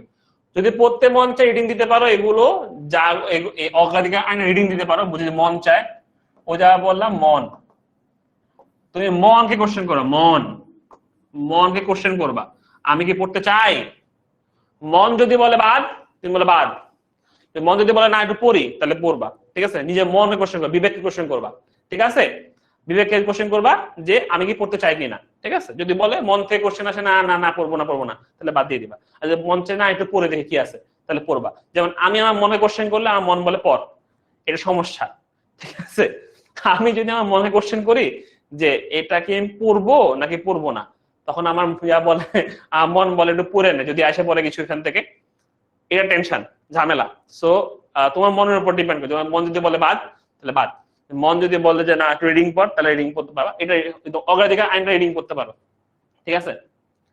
সংরক্ষণ লাগবে না, বাদ বাদ বাদ, সব বাদ, সব বাদ, সব বাদ, বাদ, বাদ, বাদ, বাদ, বাদ।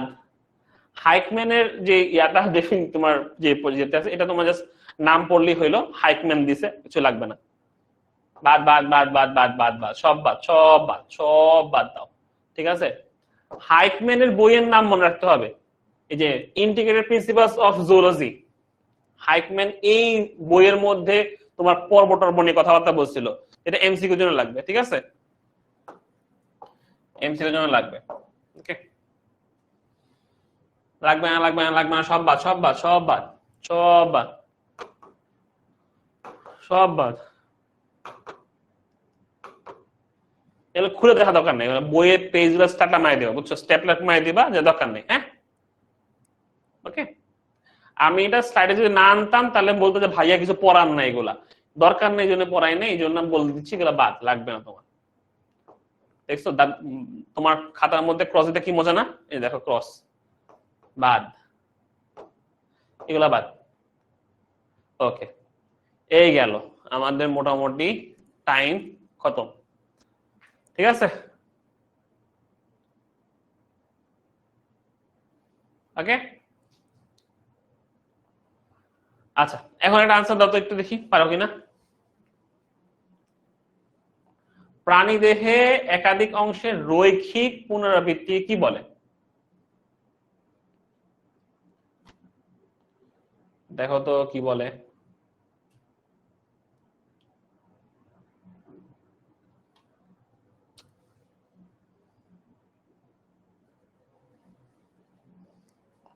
কোনো এক্সামই আসবে না, যেগুলা কাটছি বাদ দিয়েছে সব, কোনো এক্সামই আসবে না। আইসিজেড এর পূর্ণরূপ হচ্ছে কমিশন থেকে নামটা ঠিক করা হয়, লিপিবদ্ধ করা হয় কোডের মধ্যে। এই জন্য মানে তোমার বইয়ের মধ্যে দুটা কথা লিখছে, যেহেতু বইতে ডিরেক্টলি কমিশনের সাথে ব্র্যাকেট অ্যাক্সিডেন্ট লেখা আছে, আমরা এই জন্য তোমার ইয়াটা লিখবো, কমিশনটাই দাগাবো, হ্যাঁ, বইতে। একজন বলছে ভাইয়া এতগুলো কাটতেছেন, আমাদেরকে বাস দিতে চাচ্ছেন, বাস দিতে। তোমাদের যদি বাস দিতেই চাইতাম তাহলে আমি তোমাদের পড়াইতাম কেন, পড়াইতাম না কিছুই। তাহলে তো চিল, ক্লাসের মধ্যে গল্প বলতাম, দুটা গল্প বলতাম, দুটা গল্প বলে পার্টি মার্টি করে তোমাদের সাথে একটু মজ মাস্তি করে চলে যেতাম, তাহলে বাস খাই যেতাম। কষ্ট করে পড়াচ্ছি কারণ যদি তোমাদের ভালো চাচ্ছি, এই জন্য, তাই না? আচ্ছা, সেই নাদিয়া সুলতানা বিবি বলছে মির্জা 67 র্যাঙ্ক। শাইরা ইসলাম, শাইরা যেগুলো দেখাই দিছি এমসিকিউর জন্য ওগুলো আগে পড়েন, যেগুলো কাটছি সেগুলো নিয়ে তার কি যে ভয়। ওই যে বললাম মনকে কোশ্চেন করবা, মন যদি বলে পড়তে পড়বা, আমি তো বাদ দিছি, তুমি মন যদি চাই তুমি পড়তে হলে পড়বা, ঠিক আছে। আচ্ছা, এক্সাম্পল লিখে দিই আগেই, SW হচ্ছে তোমাদের নোট করবা আবার সেম, ঠিক আছে, সব নোট করবা আবার। আজকে যা যা পড়াইছি পড়ানোর টপিক গুলো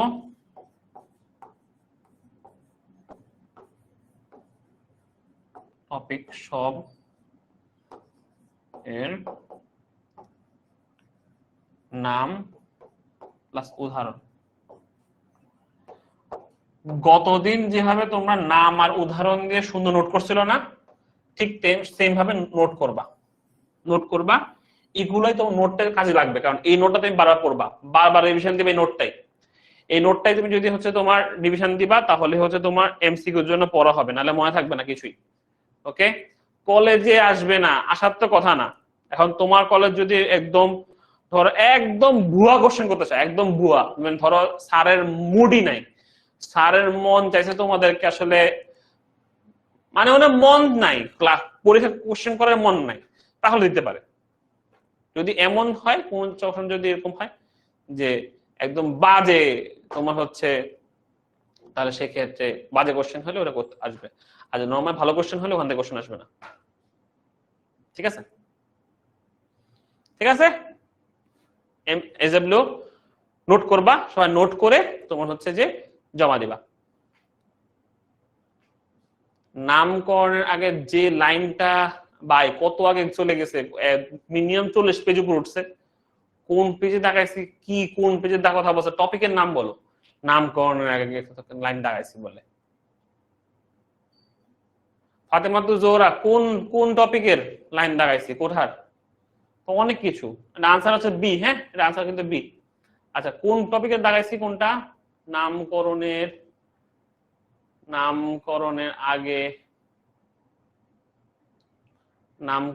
আগে দেখাইছি আমি একটা লাইন, লিনিয়াসের নাম দেখাইছিলাম, শ্রেণী বিন্যাসের ক্ষেত্রে এই লাইন দেখাইছিলাম, সিমসন।